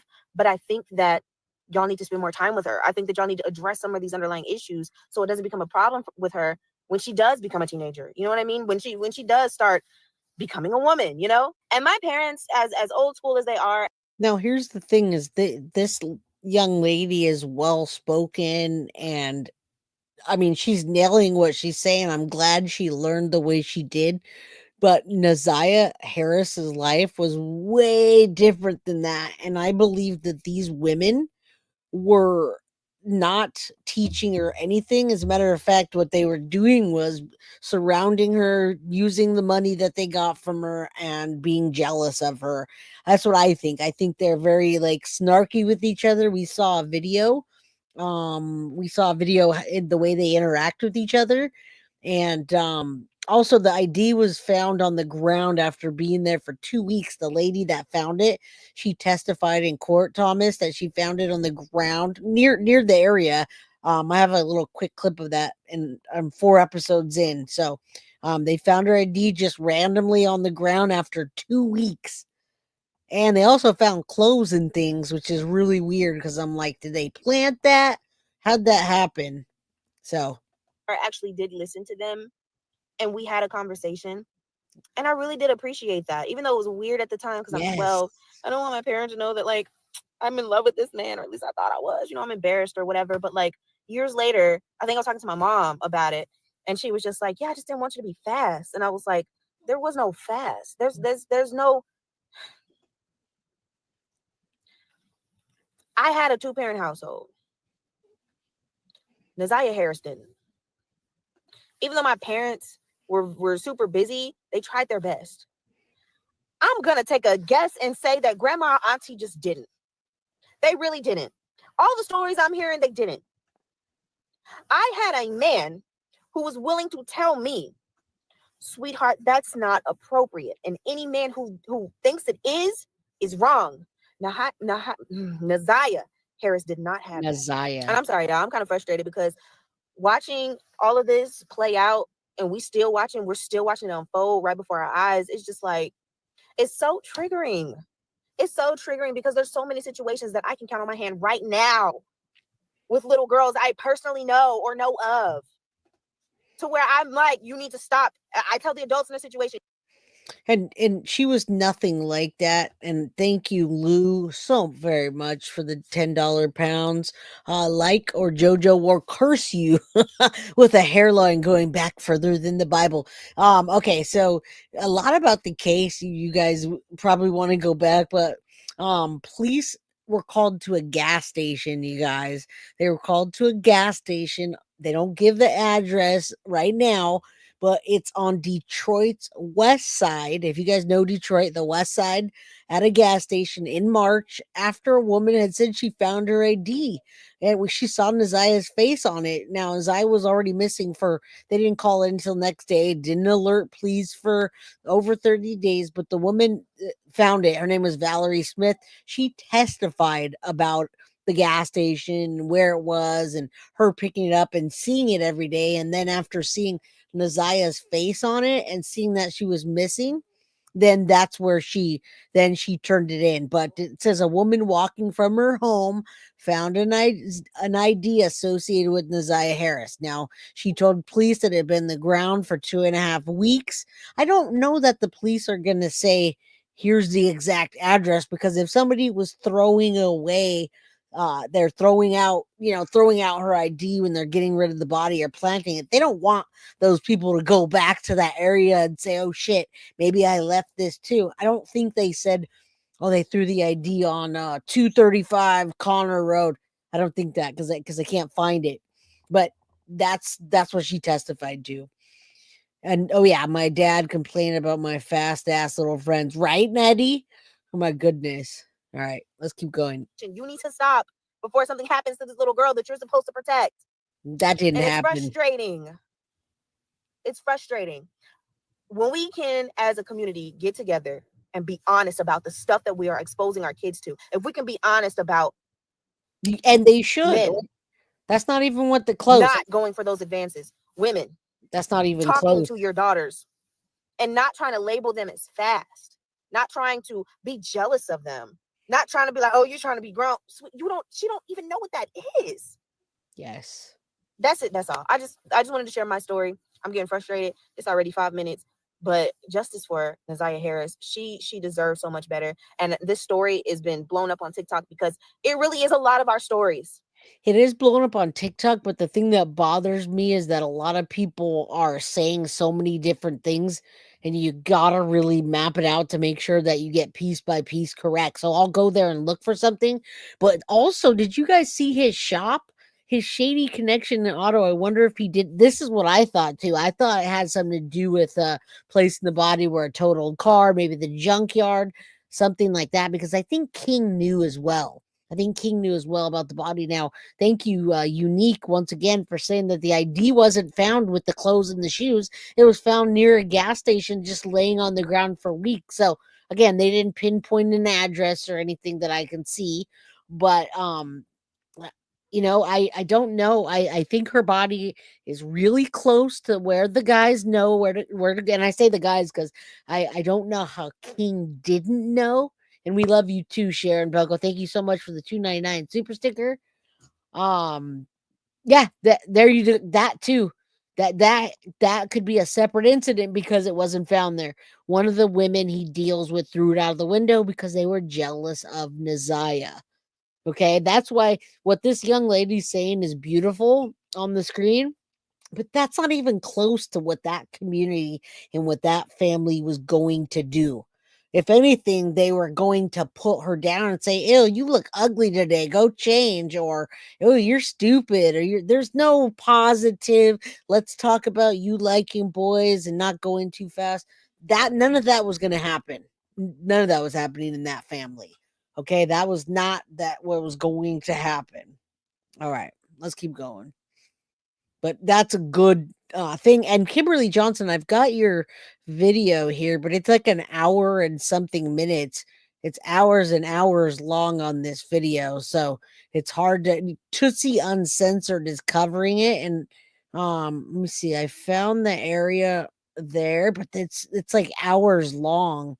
That's the problem. So yeah, I can drop a link in chat for you guys, and you can take a look at what she's doing. But it's just an hour and 8 minutes of her showing the area. All right, let's keep going. All right. And so the reason I wanted to share that one is because I have had so many kids in my office that sometimes the family was unaware that there was a history of child harm, or before they were ever thinking about being sexually active, their parents were already saying, they were calling them names. We're saying you're this and you're that, which creates more of a barrier between the parent and the child. And it was near a gas station. Yeah, I read that right here. It literally says a woman walking home from her home found an ID associated with Naziah Harris in March. She told the police that it had been on the ground for 2.5 weeks, but the closest they're telling us where it is was near a gas station. So that lady walked home, and wherever she walked home was near a gas station. So, I mean, I have that clip of it. If you guys really want to see it, we can watch it. We can watch it after if I have time. But yeah, the auto shop alone, I feel like there's shady dealings, and there's a front. Yeah, 2D uncensored. I don't particularly play that because the language my channel doesn't, I can't play some language on there, but I watch her content. And the parent is already assuming that they're doing this or doing that. I've shared on here before that when I was 13 or 14 years old, it was either 8th or 9th grade, a woman at my church came up to either me or my mom and was like, said that I needed to change the way I dressed because her husband kept staring at me. And my mom appropriately was like, this is a good story. She talks about some ladies told this young girl. Now, I am me. That's exactly what the lady was saying. The young girl was saying that parents should talk to their daughters about men and what's not appropriate. And what I'm saying is, doesn't even matter if you tell grandma, auntie, and all the women involved what she just said. They're not going to do that. Those women they want to bring you down because they're not happy with themselves. They're fighting over men. They were jealous of Desire. So that message is beautiful for if we can get that message into a community that is willing to listen. That community and that cursed family that is generational abuse and generational trauma, they're not going to hear that young lady's message ever. Maybe when they get arrested, they will, but right now they're not. Yeah, they're not. All right. Are you talking about King Ratchet? Or are you just talking about the ladies? All right, let's keep this. This is terrible that some lady told her not to dress like that because her husband kept looking at her. What? Wouldn't you smack your husband and say, why are you looking at a young girl like that?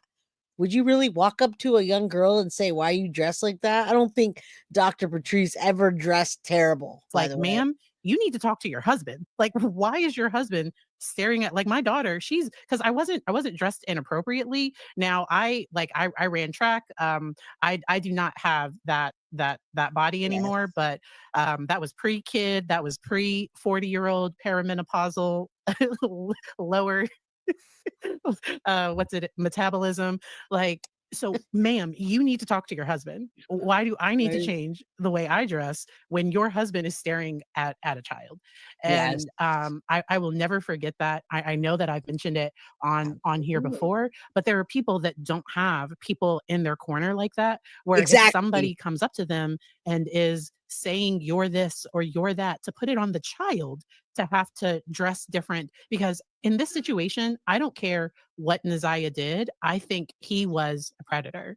And so, because sometimes it gets into, oh, how did they dress, or what did they do, or how did they respond? No, this is a child.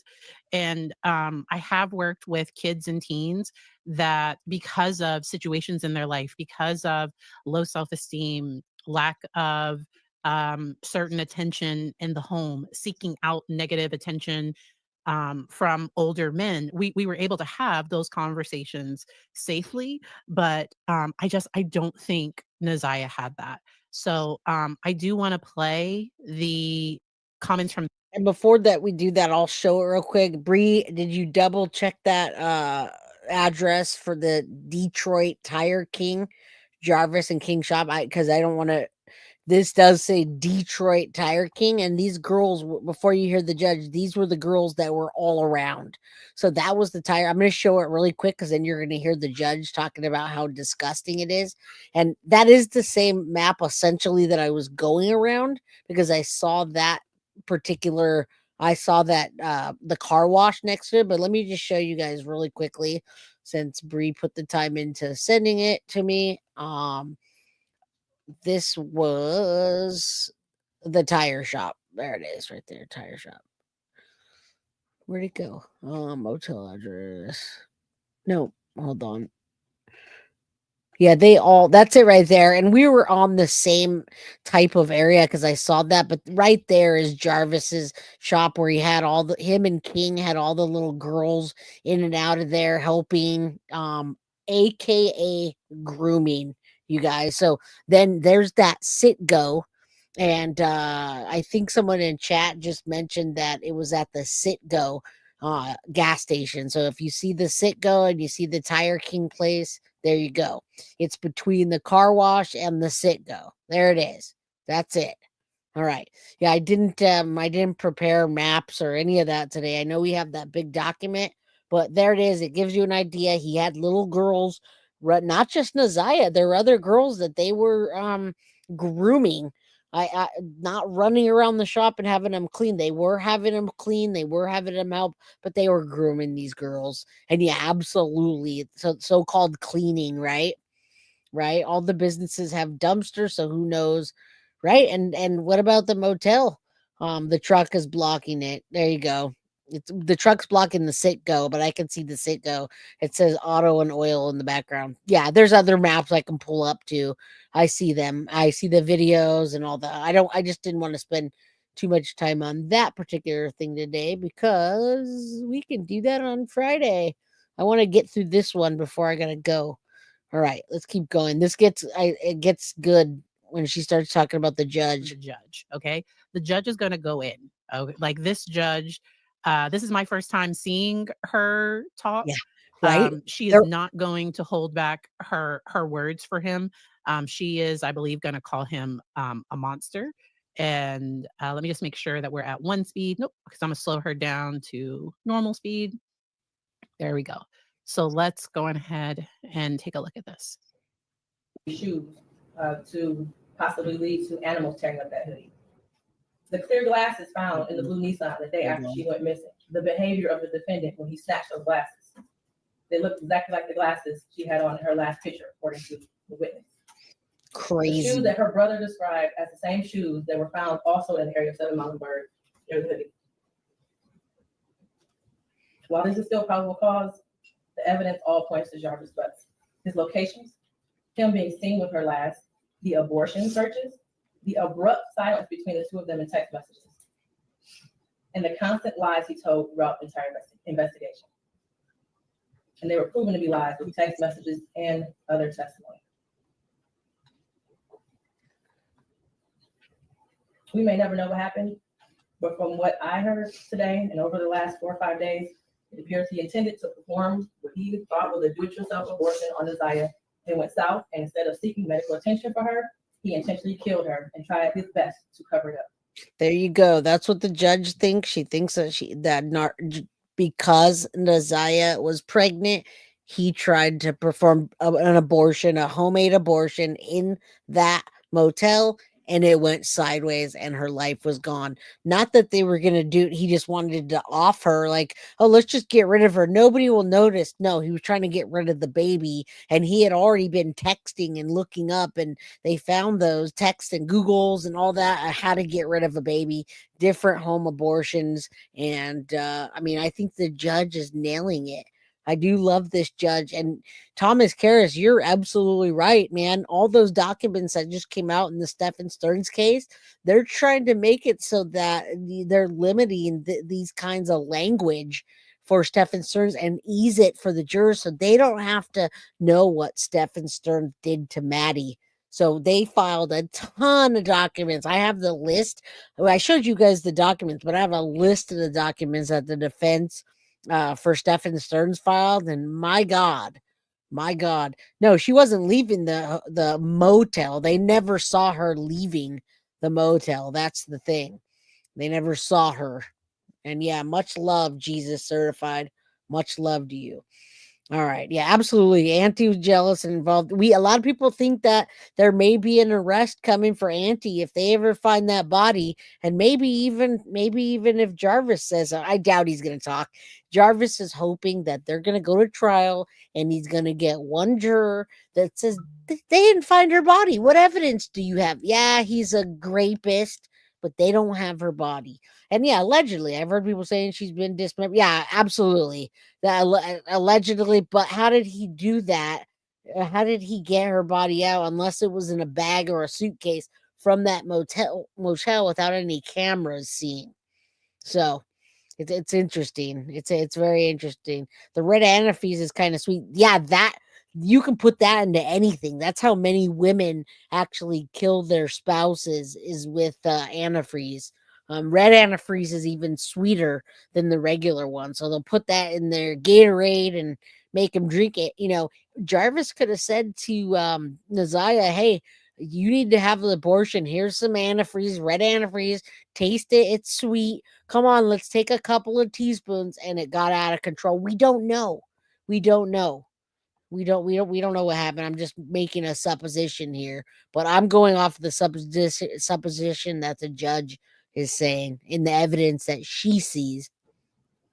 As much as I want her to be alive today, there is at least probable cause to show and believe that she's dead and she was murdered by Jarvis Butts. Mr. Butts, stand up. You've been sitting over there for 4 days with your head down, sitting between and behind your attorney with your mask on. So he is standing with, so he has two attorneys, and he is in the middle with the mask on. And taking vigorous notes. I want you to pay attention and listen to everything I have to say. I have been trying to figure out for the last 5 days, you.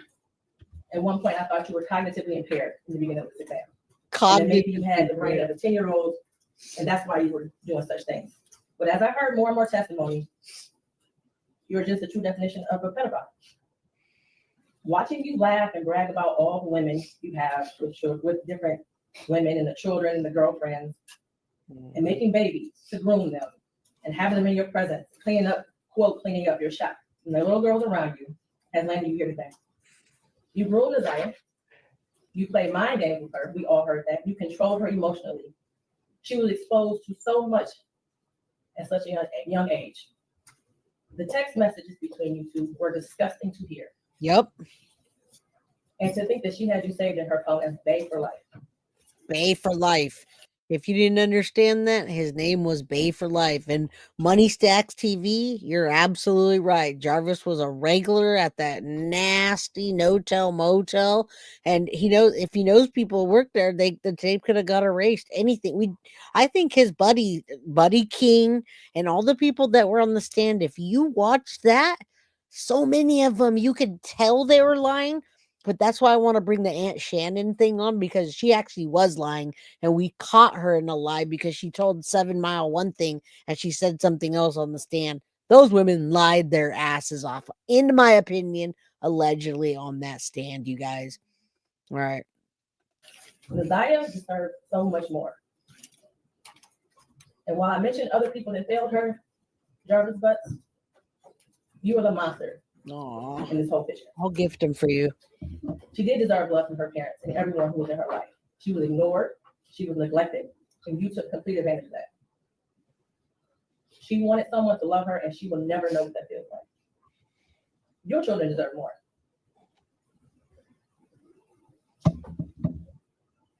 As much as defense counsel has raised issues on count 1, all that has done is raise the question of fact for the trial of fact, which means that this will be for a jury or a judge to hear in third circuit. I pray for the healing of all the victims and the young girls and possibly boys who have come into contact with you. As a community, we should look at this case as a prime example of how much work we have to do when it comes to protecting our children, and especially our Black girls. I pray for closure. And I love that she said that. She said our children, and what did she say? Especially our Black girls. She knows that the community and need that community especially, and those girls need to be protected. Just like if you go into New York and there's the Puerto Rican community, or you go into, I love that. I love that judge so much. And Sharon Belko, thank you for the gifting, the 5 Guilty of Crime memberships. I just gifted those for Sharon. So if you guys stick around, please, and stay in chat while we're listening and learning and talking, you'll get a Guilty of Crime membership. We have lots more content coming up that's members only. And healing for all those who have been traumatized by you. And for you, Jarvis Butts, I wish you a speedy trial and that justice be delivered. Your bind over date is January 16th at 9 o'clock a.m. Allegedly. Whew. Like those were, so I've never heard a judge make those types of statements during a preliminary hearing. So his trial has not started. This is just the preliminary hearing. I can Google when his trial is starting. Please also know that Grizzly True Crime has some videos covering this case, and she always digs deep and finds. Yeah, we know Grizzly True Crime, so she covered all the hearings. She just sat there and watched them. So if you guys didn't watch those, you should go back and watch them so you can catch up with that. Sharon, thank you for gifting the memberships. You're the best, and we appreciate our community. That's why we do what we do. Yeah, you're having to catch up on this case. Yeah, there's a lot to this case. We're not even close. We're on episode 4, and there's so much more to go. Lucky says that little girl was at the shop when Isaiah was there and said no to him. Her father was in the courtroom and went after him. They had to take him out of the courtroom. amen for that. I wish he would have got a hold of him, although we don't want him going to jail, but at least a nice big punch. How long? Guilty of crime membership. Always love it here. Marcia, guilty of crime membership is every 30 days. All right. Finds all the history. Just what I found in my search was enough for me to say to agree with the judge. He is right a monster. Like he that's targeted women with children. And I like that the judge even left it open that there may be some male victims that we're not aware of. Yes. I've talked on my channel multiple times that male victims of harm are often less likely to come up, especially male to male, because there can be this hidden, like, where there's this additional shame for the victim that should not be there at all. The child did nothing wrong, but and so is Dr. Patrice. And my daughter almost was, but she's Puerto Rican. They have I always say that I'm Spanish and Puerto Rican, but they have the black Puerto Ricans and the white Puerto Ricans. I'm in the middle, and we were gonna do the black Puerto Rican, but then I was like, look at how I cut my hair. There's no way I could handle her hair. So Jesus certified, amen to you. And if you have daughters, I don't know how old you are. If you have daughters or children, man, and you did get a membership, you're a member now. Yay! Look at, you're green. Welcome all the new people in the community, and thank you guys for all the gifts, because I want you guys back, and I want you guys to help us fill in the blanks in the pieces that are true and correct in this case, that we can't catch all of them, right? And it's constantly happening. I'm watching YouTube, and it's like every day something new's coming out. Now, predatory behavior doesn't see a gender. It's all about control. You're absolutely right. But us women always assume that women are going to protect our children, our daughters, our sons. And lately, you get the Madeline Soto case with Jen Soto not protecting. And then Naziah had all of those women that should have been protecting her and didn't. That's why. Sometimes, yeah. And he was bragging about it. He thought it was cool. My daughter is Spanish, Mexican, and what? And a crap ton and a hairstylist. Yeah, it's all good. I get really, really brown in the summer, and then because of the tattoos. Just kidding. But I love that the judge said that. I absolutely love that. I love that she wants better for the community. And like I said, even if that little girl that says, hey, parents, talk to your kids, those parents weren't going to do that. Grandma and thing one and thing two are never going to have that conversation with any of those girls, because they would lose their benefits. I just wanted to continue to share what are some signs that a kid might not be okay. And if kids start having major changes in their attitude and their behavior, all of a sudden they start failing in school. Some people commented, how did the family, because I think she knew she was pregnant in around November. I believe she messaged him around November about missing her period. And so at the time of her death, she was probably somewhere around maybe 3 to 5 months pregnant, just depending. We don't really know. So she just said that. So we counted, and I think 4, maybe 4, a little closer to 5, but it could be anywhere between 3 and 5 is what and some people say 7, but I mean, again, what do I know? I can't count without a calculator. So for sure. And I don't think he cared about her. And I wish she had someone safe in her life to say, thank you. A 41, 42-year-old man, 39-year-old man does not go after an 11-year-old girl. Like that is inappropriate. Like from the adult, that is 4-year-old, not okay. That is not safe. That's not a healthy relationship for that child. That shouldn't be that child's first experience with what they believe to be love, because that's not a equal dynamic. And that's what Patrice is nailing it. Dr. Barry is nailing it, because that's what these girls are thinking love is what Jarvis is doing to them. And when she said it's not appropriate for a 12-year-old or 11-year-old, Jarvis had no boundaries. He gave a 4-year-old chlamydia, you guys. Think about that. All right. Oh, well, that's awesome. I'm 45 and I have a 10-year-old daughter. Bless your heart and all of ours, because we know nowadays it's not easy. And it hits you rough, doesn't it? Jesus certified. Because when you have a 12-year-old and you're watching a case like this where the kids are Naziah and Madeline Soto, forever 13, it's so rough. It's so rough. And yes, sign that petition, you guys. I just copied it and pasted it into my browser. There's a petition. It's change.org, justice and investigate Annette Harris and Shannon, thing 1 and thing 2. All right, let's get it. We're last couple days. I don't know how I've it's where I have Reese. Reese is at home already. That's probably why. But we're still running. Let's keep going so I can starting in a toxic, abusive, harmful place. And so that's why I wanted to talk about this. He also has separate charges pending for harming other girls as well. Because I was aware of at least 2, the 8-year-old and the 4-year-old. So I was aware of at least 2, and I would not be surprised if more victims came forward. Sometimes, depending on when people come forward, it can be hard, to have the evidence. It just depends on what they're able to find. And so tips for people that are dating and if they have children. There so you if you're go. dating and you have children, if you have casual friendships, I wouldn't even mention that I have a child, or I would just keep information about my children very limited. It seems like Yeah, let's listen up for a minute. I love this here. And it's not that you guys on Guilty of Crime don't already know, right?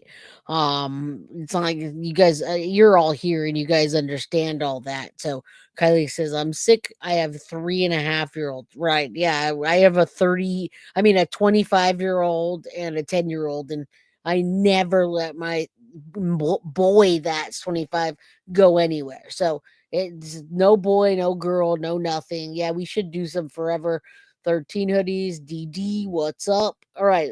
Even though you guys know this, if one person that gets through what she's saying, let's listen up to this. Because I think the judge, I believe, thinks the family lied, because I think the grandmother said he had never been in Naziah's room, but there's a text message where he messages her about stealing a pair of her underwear. Yep. So it seems like the judge didn't even believe the grandmother when she said that he had never been in their home. That's my understanding from what I've heard about this case. You're right. This case is extremely triggering. And so please, as you're watching and looking at things like this, if it starts to get to a place of being too triggering, please click off. I did not watch his entire preliminary hearing because I've followed a lot of these types of cases, and it is heartbreaking to just see this happen time and time and time again. And so that's where I protect my own mental health. So that's why when people were asking me to cover this one, once I saw the video from TikTok, I was like, okay, we can talk about people not calling, especially people not sexualizing children, not calling them fast and you're this and put. Yeah, and I'm sure that that's what those thing 1 and thing 2 were doing. Now, the other kids in the home, I believe some of them got taken away, and then the other ones, I don't know the whole family dynamic and who was living where and what, but what we do know is Shannon got her children taken away recently, and hopefully they start uncovering more and more and more, covering for themselves. And Shannon said normal uncle niece. Yes, that blew my mind. The judge knew she was lying right there when she said no, they didn't spend any extra time with each other, and no, he didn't give her any extra attention. I mean, she just lied her butt off. Shannon did. It makes me sick. The judge was sick. You saw how the judge not only schooled Jarvis, but those ladies. She said, you guys didn't protect her, and she called them out. She knew she was lying. All right. Let's keep going. And we got you, Marcy. We'll head over there when we're done here. Thank you. Putting language around their behavior. Now, if my child is trying to wear something that's not age appropriate, now that's a different conversation. Like, hey, you're a little too young. And it's not that I'm attaching, because to me, calling somebody fast is often saying that they're that there's something else. And if my 13-year-old is out seeking the attention of every male, and I know that she has all this other painful history in her life, please get some therapy. Please find a safe place for this child. And sadly, a lot of people don't. A lot of parents will try to discipline it out of the child, and that does not work. And so I liked in that TikTok that we watched how she talked about the counselor advised the parents, like, don't, like, this isn't about discipline. She needs to feel safe, seen, and heard. She needs to feel loved. You know, she needs to spend more time with you all. And her story also had adoption, which adds an additional complexity to it. I work with adopted teens, children, and adults, adoptees as well. And sometimes there can be this identity crisis. And I mean, it's like her own mom didn't want her, so they gave her away, and those women just wanted her for what she can give them, and Jarvis just wanted what she can give him. And she didn't know. There's no way she would have called him bae for life. He probably gave her that story that Stephen Stearns gave to Madeline Soto about, hey, we're gonna run away together when we're 18, and who knows? The judge called them out about their food too. Yeah, they're locking up the food. I mean, that house is the abuse that continued. Why?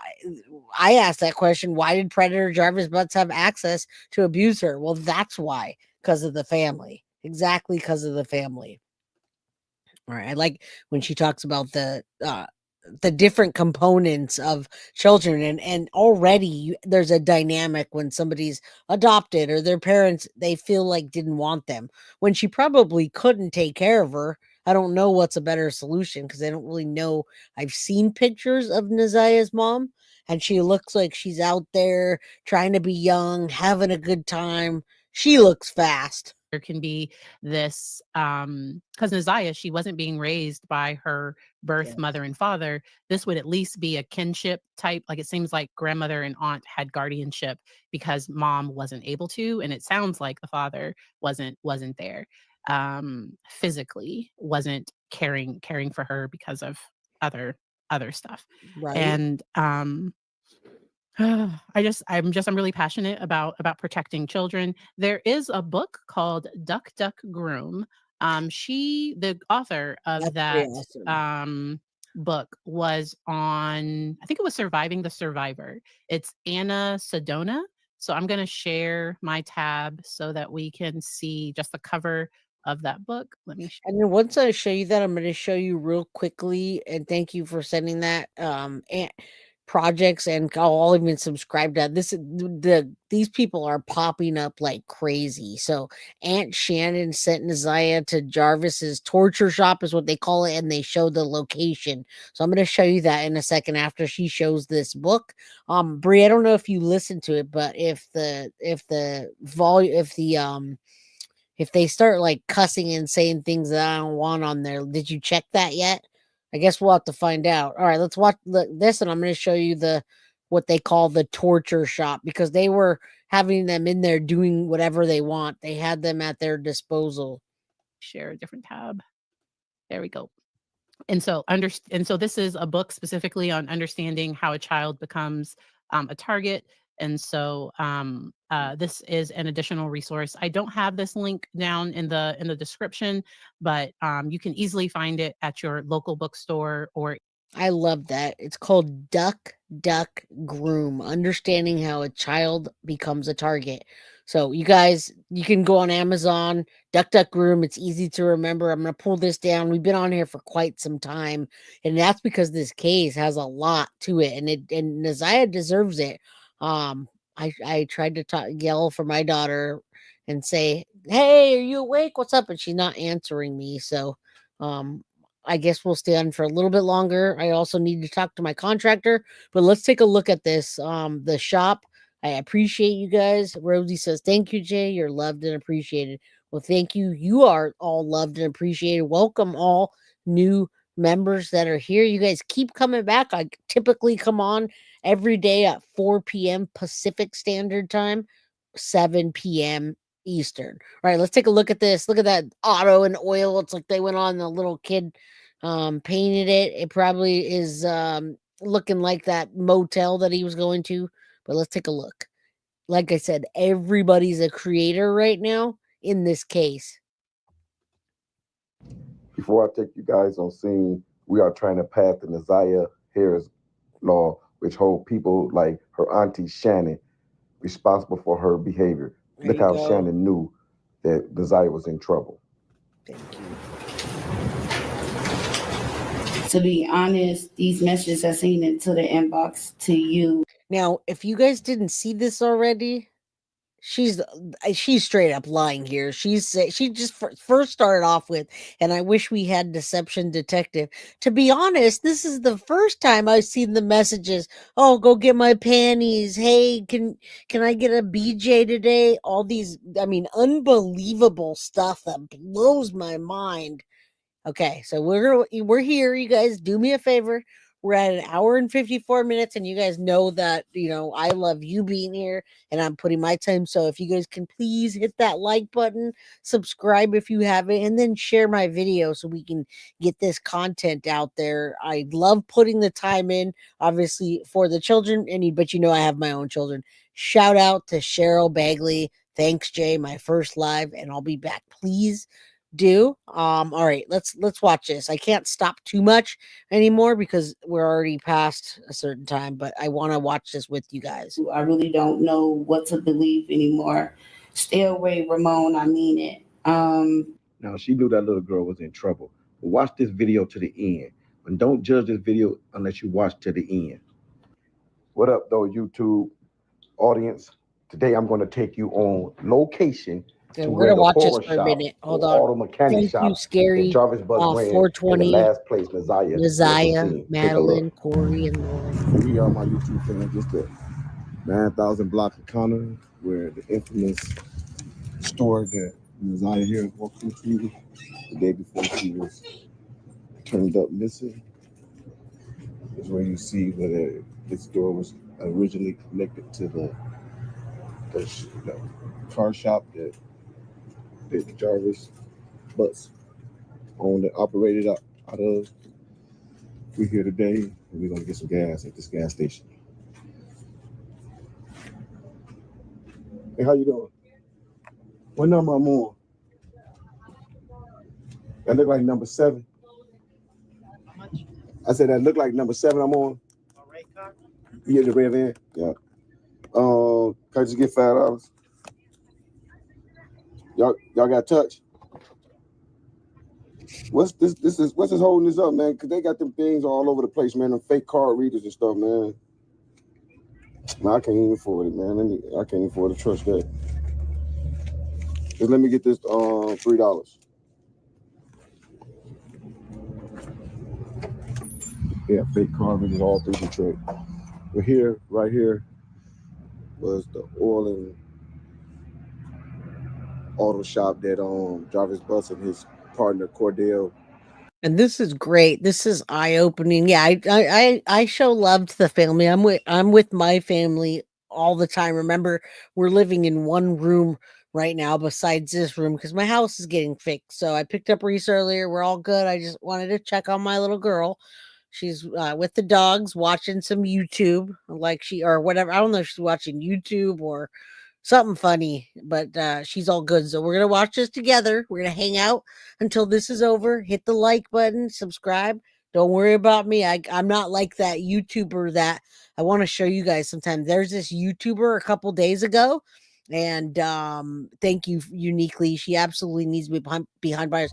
There's a YouTuber that called herself a rapper with her and her boyfriend, and she was over there rapping and blah, blah, blah, and her 2-year-old died because she would only go check on her once a day or something like that. Maybe once or twice a day, go check on her. And a cabinet fell on her. There was no food or anything. She was 2 years old. And even though she was on Front Street on YouTube looking like she's rapping and having a good time, she just left her child in the house with bugs and stuff, and she died. So that is not the kind of YouTuber that I am. I'm very transparent with you guys. So never worry, all right? And I also have 2 moms. 2 moms are better than one. Hashtag. That's what I always say. Hashtag 2 moms are better than one. I have I'm mom number 1. We have mom number 2, and we have a 25-year-old brother that's here quite a bit. So never worry about that, Kay. All right. I appreciate the love, but we good. Right, Rand. This is the gas station that the young girl walked into, that her sister testified to, that she was I'll turn it up for you guys. Was able to observe the young girl going in and out of. This is where the horror stories took place, right here. The horror stories where Shannon Harris will send her 13-year-old niece to this shop connected to this ran down raggedy gas station. There it goes again. To somehow clean up. I don't know if you got a visual earlier, but now they're utilizing that space as storage space for the gas station.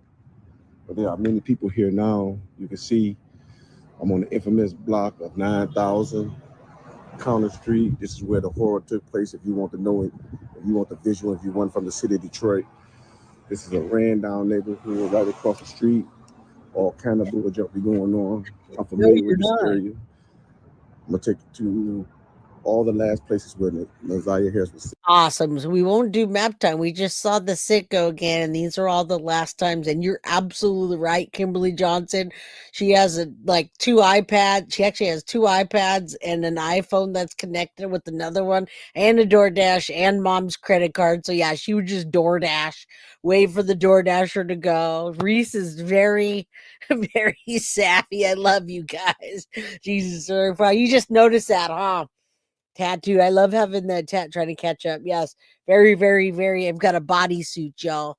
Talk about your tattoos in chat if you want while we're showing this. And much love to everybody. You know my girl. She would just pull out mommy's credit card and get whatever she wants. Love you too, Sharon. I saw you earlier in chat. All right. Let's keep going.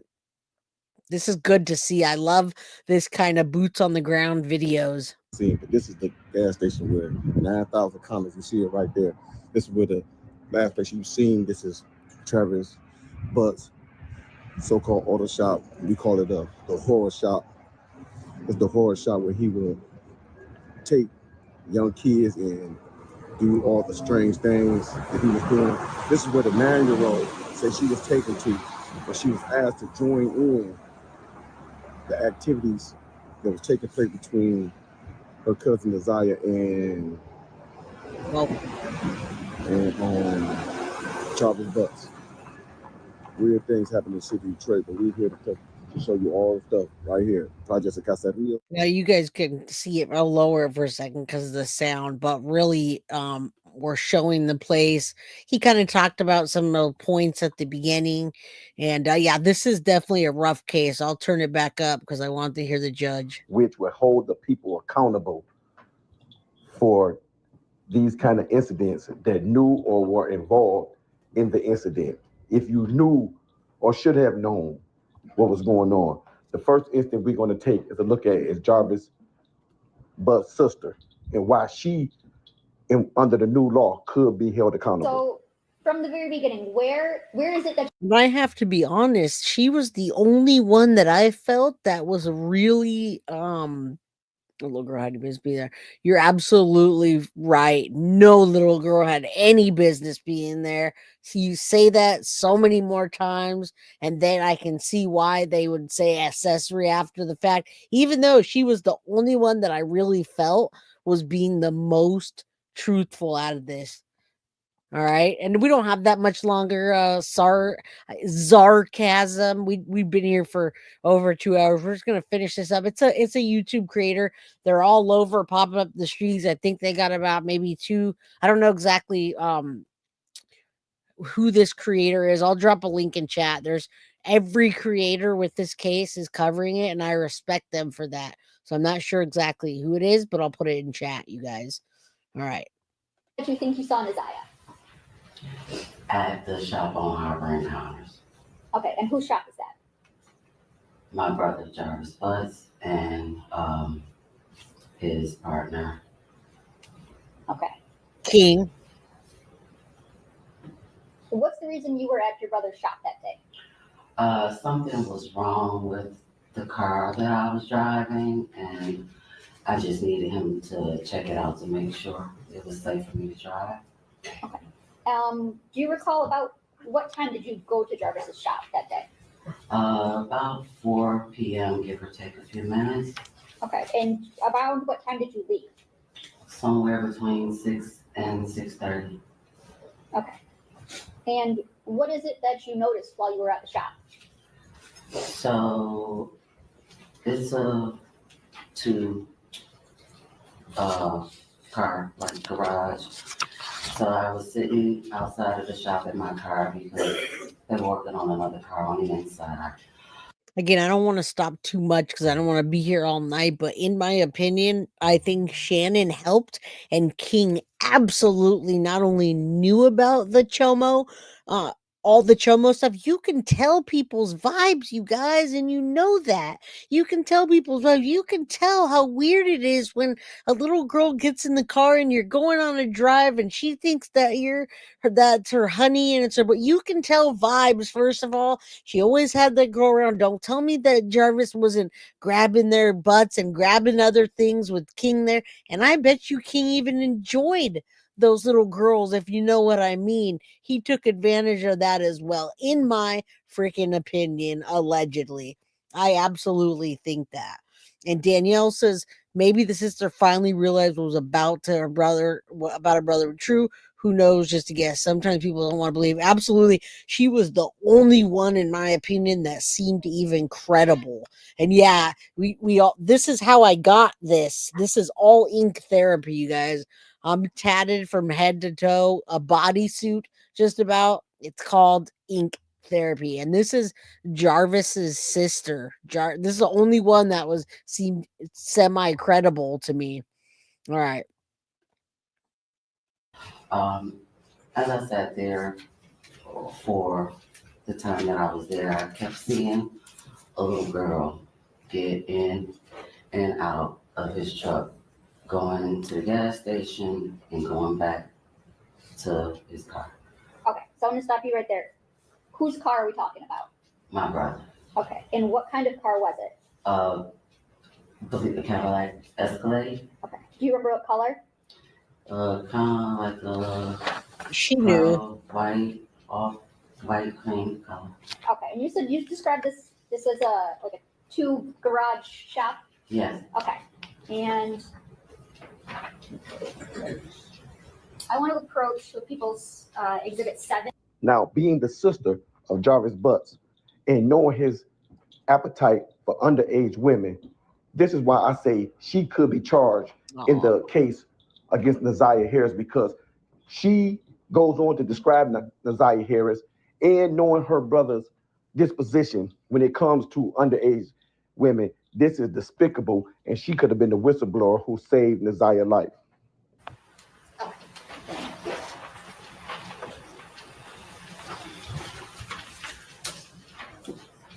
Now,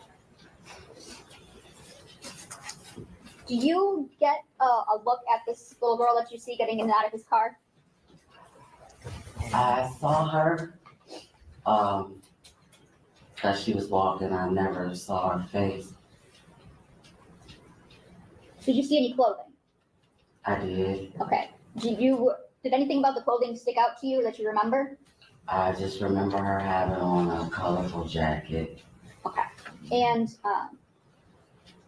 what door, which side do you remember seeing her getting in and out of Jarvis's truck? Or did it change?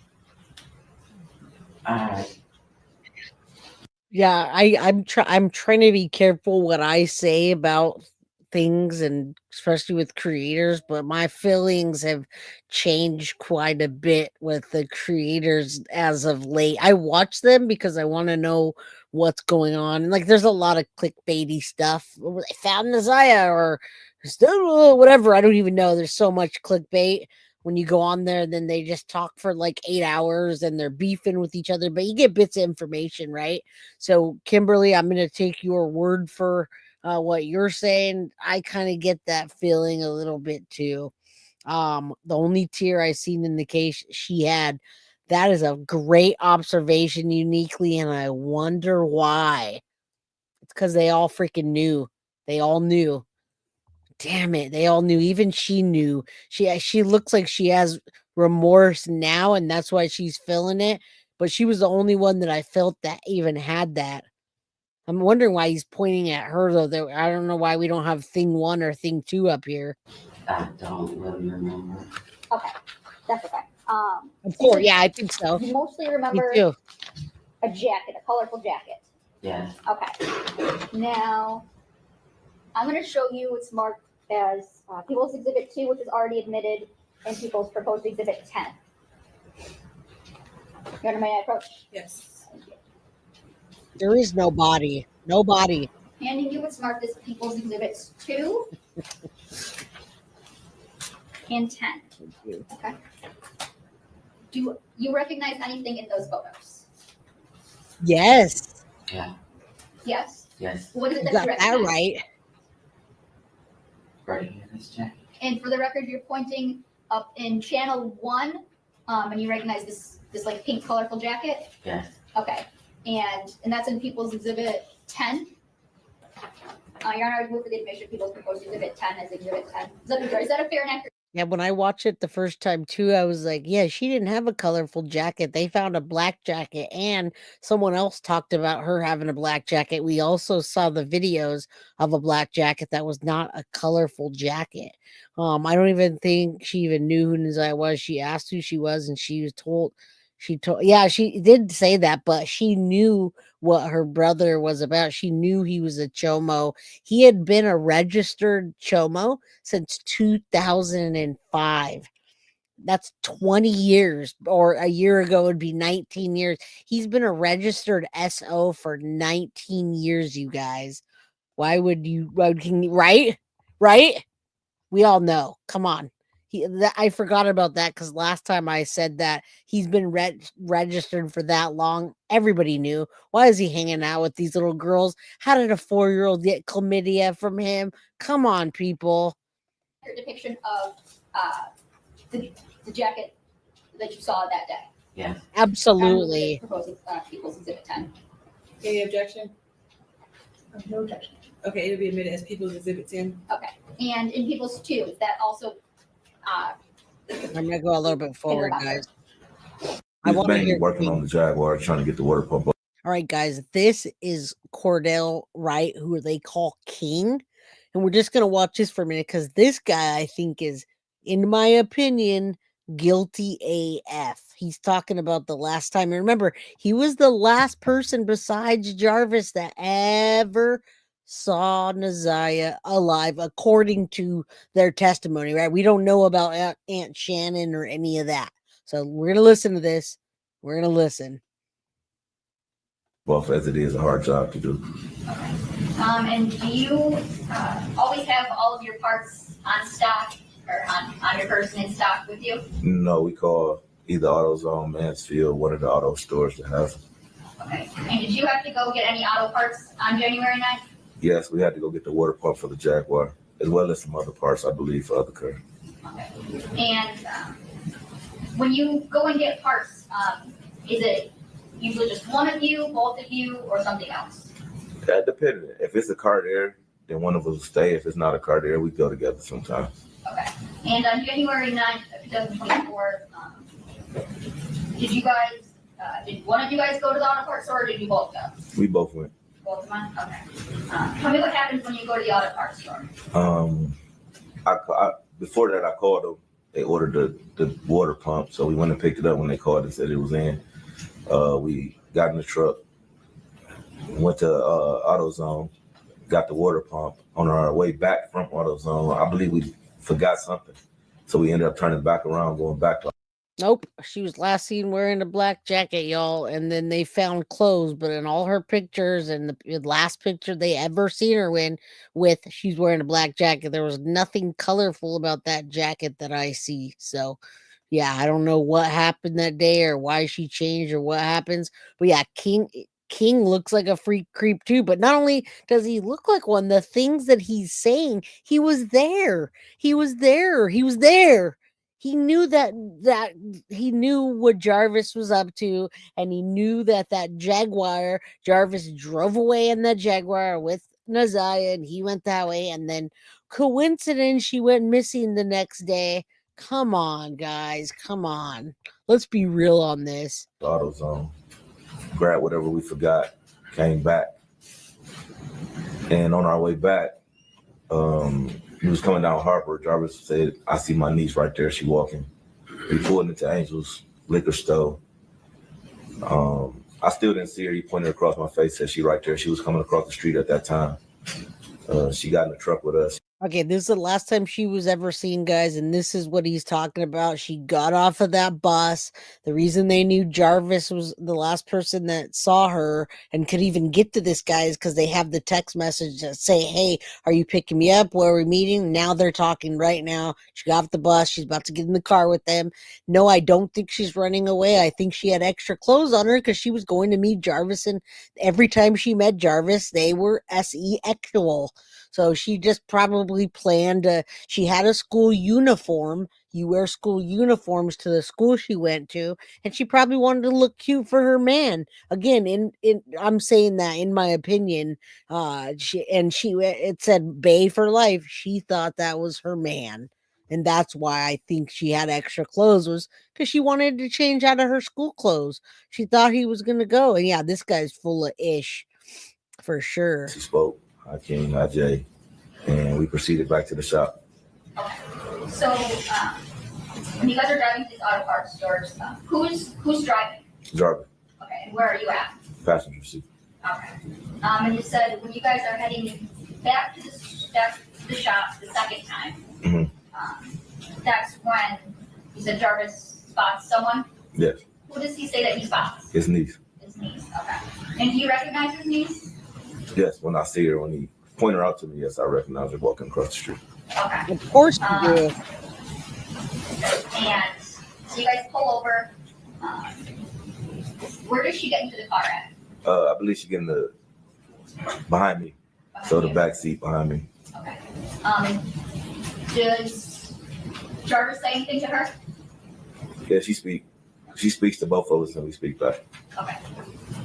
What is what does she say? Hi. And now you heard it for yourself. This guy. He would say that if there were few cars there, one would stay and the other one would go. But on this day, there were a few cars there, but they both went. First obvious lie. Second obvious lie is AutoZone in that part of Detroit does not take you through Harper area. The AutoZone is on Gratiot. It does not take you through the Harper area. You will be on Gratiot, south of that place. You would not bump into Harper at all until you get all the way back to Harper and Connors, where the shop was located. This guy is guilty of sin, and somebody need to punish him. Seriously. Now let's dig, y'all. I'm about to take y'all to the area where Shannon Harris will meet Jarvis when the grandmother. And we only have about 9 more minutes, you guys. Hang in there. There's 211 people still in chat. I normally don't get that many people when it's not Madeline Soto. So be proud of yourselves for staying in here, engaging, and help to get this case into the algorithm. Thank you guys so much. We have about 9 minutes and it's going to expose a lot of the lies. Thank you guys for sending this video to me. And this is somebody that's part of that community, I believe. I looked him up again. It's a lot of new creators coming out. We dropped the link in chat, and they also told us who it was. So we appreciate these people for wanting to see justice all the way around for this little girl. That's what she was, a little girl.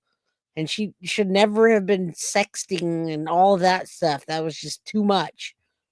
Damn, man. What had became so irritated with his behavior. It's only a few blocks away from where they live. And earlier that day, Naziah had asked Shannon about this area called Outer Drive in Balford and how close related that is to where Naziah resided on Outer Drive in Bedford. Only a few short blocks. I'm about to take you there on location with Projects in Caserillos. Thank you. Thank you. Now, in less than 2 minutes, he was able to come down to where Naziah should have been dropped off that day. Hard to hear. Right here. This is the east side of Detroit. This is Bedford. This is exactly where Isaiah Harris dwelled, on this street right here, Auto Drive in Bedford. Anybody from Detroit know that I'm right here in the heart of Detroit, on the east side. Yeah, I can say that. I actually lived on Bedford. I actually lived at 4627 Bedford. That's down there a few blocks past on the other side of Warren. But these are the infamous streets where this young lady spent the majority of her 13 years. This is the next street over, Devonshire. As you would notice, when you get by Warren, you have to use these streets because they come one way.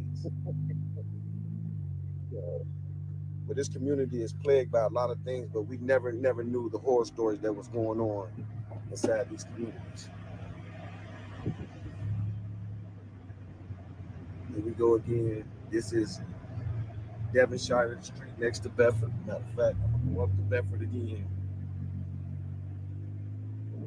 And that will be Bedford and Outer Drive, where Isaiah lived. And I'm gonna stay on. I ain't gonna even come off. And you're gonna see how the short distance it is between. She had it, but she wasn't wearing it that close. Not that day, though. Where she was picked up and she was almost home. Right. Understood. And then the street that. Absolutely love that you said that, Nettie. One family does not constitute an entire community. FY, understood completely. When I'm talking about their family, I don't even know how many last names they have. When I use the word community, I always say I want to be in with the community so that they can help me understand this kind of stuff, right? But absolutely, the community is not like this particular family that I don't even have a family tree on. You got aunts, uncles that aren't really aunts and uncles and grandpas that maybe, and then someone that got pregnant. Yeah, understood. Absolutely, Nettie. Thank you for pointing that out. I would never say that about a community. That'd be so disrespectful to assume the whole community. And that's why I appreciate this guy. I think the guy that's doing this is from the community, and he's doing boots on the ground to show us where and what and how, so that we understand. I'm from San Jose, California. I don't think I've ever even been to Detroit, or maybe passed through when I was flying somewhere, but I've never actually been there. So thank you. We appreciate that. Yeah, absolutely. Absolutely. Thank you for pointing it out. That's similar to Bedford, what they call Balford. Yes. This is right here, it's Berkshire. This is where Jarvis and his partner had to be traveling down this street to see right there. I'm gonna slow down. Right, the streets. That's Balford. Just in a quick few seconds, you on Balford. She was almost home. They could have took her around the corner and dropped her off. In a matter of 30 seconds, she could have been home. But no, they had sinister plans for this young lady. Damn. Now I'm gonna try to take you on the west side, which is too far for me to go today. That's way extreme. That's like going to another city. Now here is the little shop of horror, the auto shop that Isaiah Harris was sent to by her auntie Shannon to clean up on a daily basis with a known SA offender. This is unbelievable. The condition of this shop, the area that it's in, that this young lady will be sent here on a daily basis with two grown mechanics in a shop that looks like it was depicted out the movie, The Shop of Horror. Right. The torture that went on in this shop had to be unbelievable. They got an account of a 9-year-old who visited this shop with Isaiah and said that she seen them engaged in sexual behavior and was asked, a 9-year-old was asked to join in. She had to testify to this during a preliminary exam. What kind of auntie, this guy, I love that. This man, Projects and Caseros, 1972, that is his creator. I dropped a link to the video, but go support him. He's got over 2,000 followers, and he's doing good things with his channel. He's got 2,000. Let's help him get over 2,000. Let him hit 5,000. He's covering this Naziah Harris case, projects, and Caseros, and I love it. I love that this man is wanting to get justice and calling out these other men that he knows are full of crap, allegedly, right? What Cordell doing with Jarvis is that I think that Cordell is doing that. I think Cordell is absolutely doing that. Where's with your case from Ohio and she's from Detroit and the world is here. Yes, exactly. You're welcome. All right, let's keep going because time. Kind of family member, what kind of friend would allow a 13-year-old to be up at a place like this, whether they were SA offenders working there or not? This is not a place for a 13-year-old schoolgirl to be cleaning up and working around. And you're going to see in Shannon's text messages, she used a singular pronoun, her. It was never all about them going up there to clean up. She used the singular pronoun, her, when she said, Naziah said, do you still want her and you should to come up to the shop and clean up? You got to listen closely to the words that she used, because they are the words that express what your thoughts is. She never what? Absolutely, Nettie. You should very much be very proud of where you're born and raised. I'm very proud of being born and raised in California. I'm always, no matter where I go or what, I'm like Cali, born and raised. So raised Detroit, you should be proud of it. And you're also not only just being proud of it, but you're into hopefully what you're here, why you're here, because we're all here, is because we want justice for Naziah and all the other children and people that go missing in Detroit and that area, in all areas, right? I mean, I'm not covering cases in San Jose, California, and I don't get cases that often here, but when I do, I love to represent. So thank you for letting us know that and representing. Yeah, absolutely. Very proud Texan right there. I'm a very proud Californian. You guys should be proud. That's what will bring better communities together, to have pride in what you're doing, because Naziah's family, her immediate family that we're watching there on the stand, they didn't have any pride in anything but greed and lust, in my opinion. So let's keep going. There was never a time where Naziah was always accompanied by someone else. This day or that day in that text message, it was clearly about her going up to this horror shop by herself. Harris went missing. This is a text message from Shannon to Jarvis Butts, asking him, do he still need her niece to come up to the shop and help clean up? Because Naziah had asked her to ask Jarvis, do he still need me? Listen to this clip. Yes. I do remember this message. Okay, and did you send that message? Yes. Okay, and what did the message say? Tada said, do you still need her to? Okay, and do you know what is that referring to? It was, Tada had asked me to contact Jarvis and see if he still needed them to clean up. Okay. Now we come to the end, where the person who is most responsible for the disappearing there and you ultimately go. Listen the up. unlivening of Naziah Harris is both Jarvis Butts and no other than Shannon Harris. Why do you say Shannon Harris? Shannon Harris is more than an accomplice before and after the fact. Shannon Harris testified that she looked high and low of the day Naziah came up missing. Lies. She said she searched everywhere that she thought that Naziah might be. Nope. She searched places where she thought Naziah might not be. Just wanted to search and unturn every stone. Naziah was sitting at the horror shop, the auto shop of Jarvis Butts. Do you think that anyone think to just check? To just check? Knowing on different occasions, Naziah had desired to go up to Jarvis Butts' thing. And not only that, Shannon knew something was going on. Just listen to these texts. Messages is to be honest, these messages I seen into the inbox to you, I really don't know what to believe anymore. Stay away, Ramon, I mean it. The next message is I don't know what to say, or Twitter is on. Since this shit doesn't sit right with me, call it what you want. I'm good, period. It says this for life. Nigga, I thought about it, and you can pass it.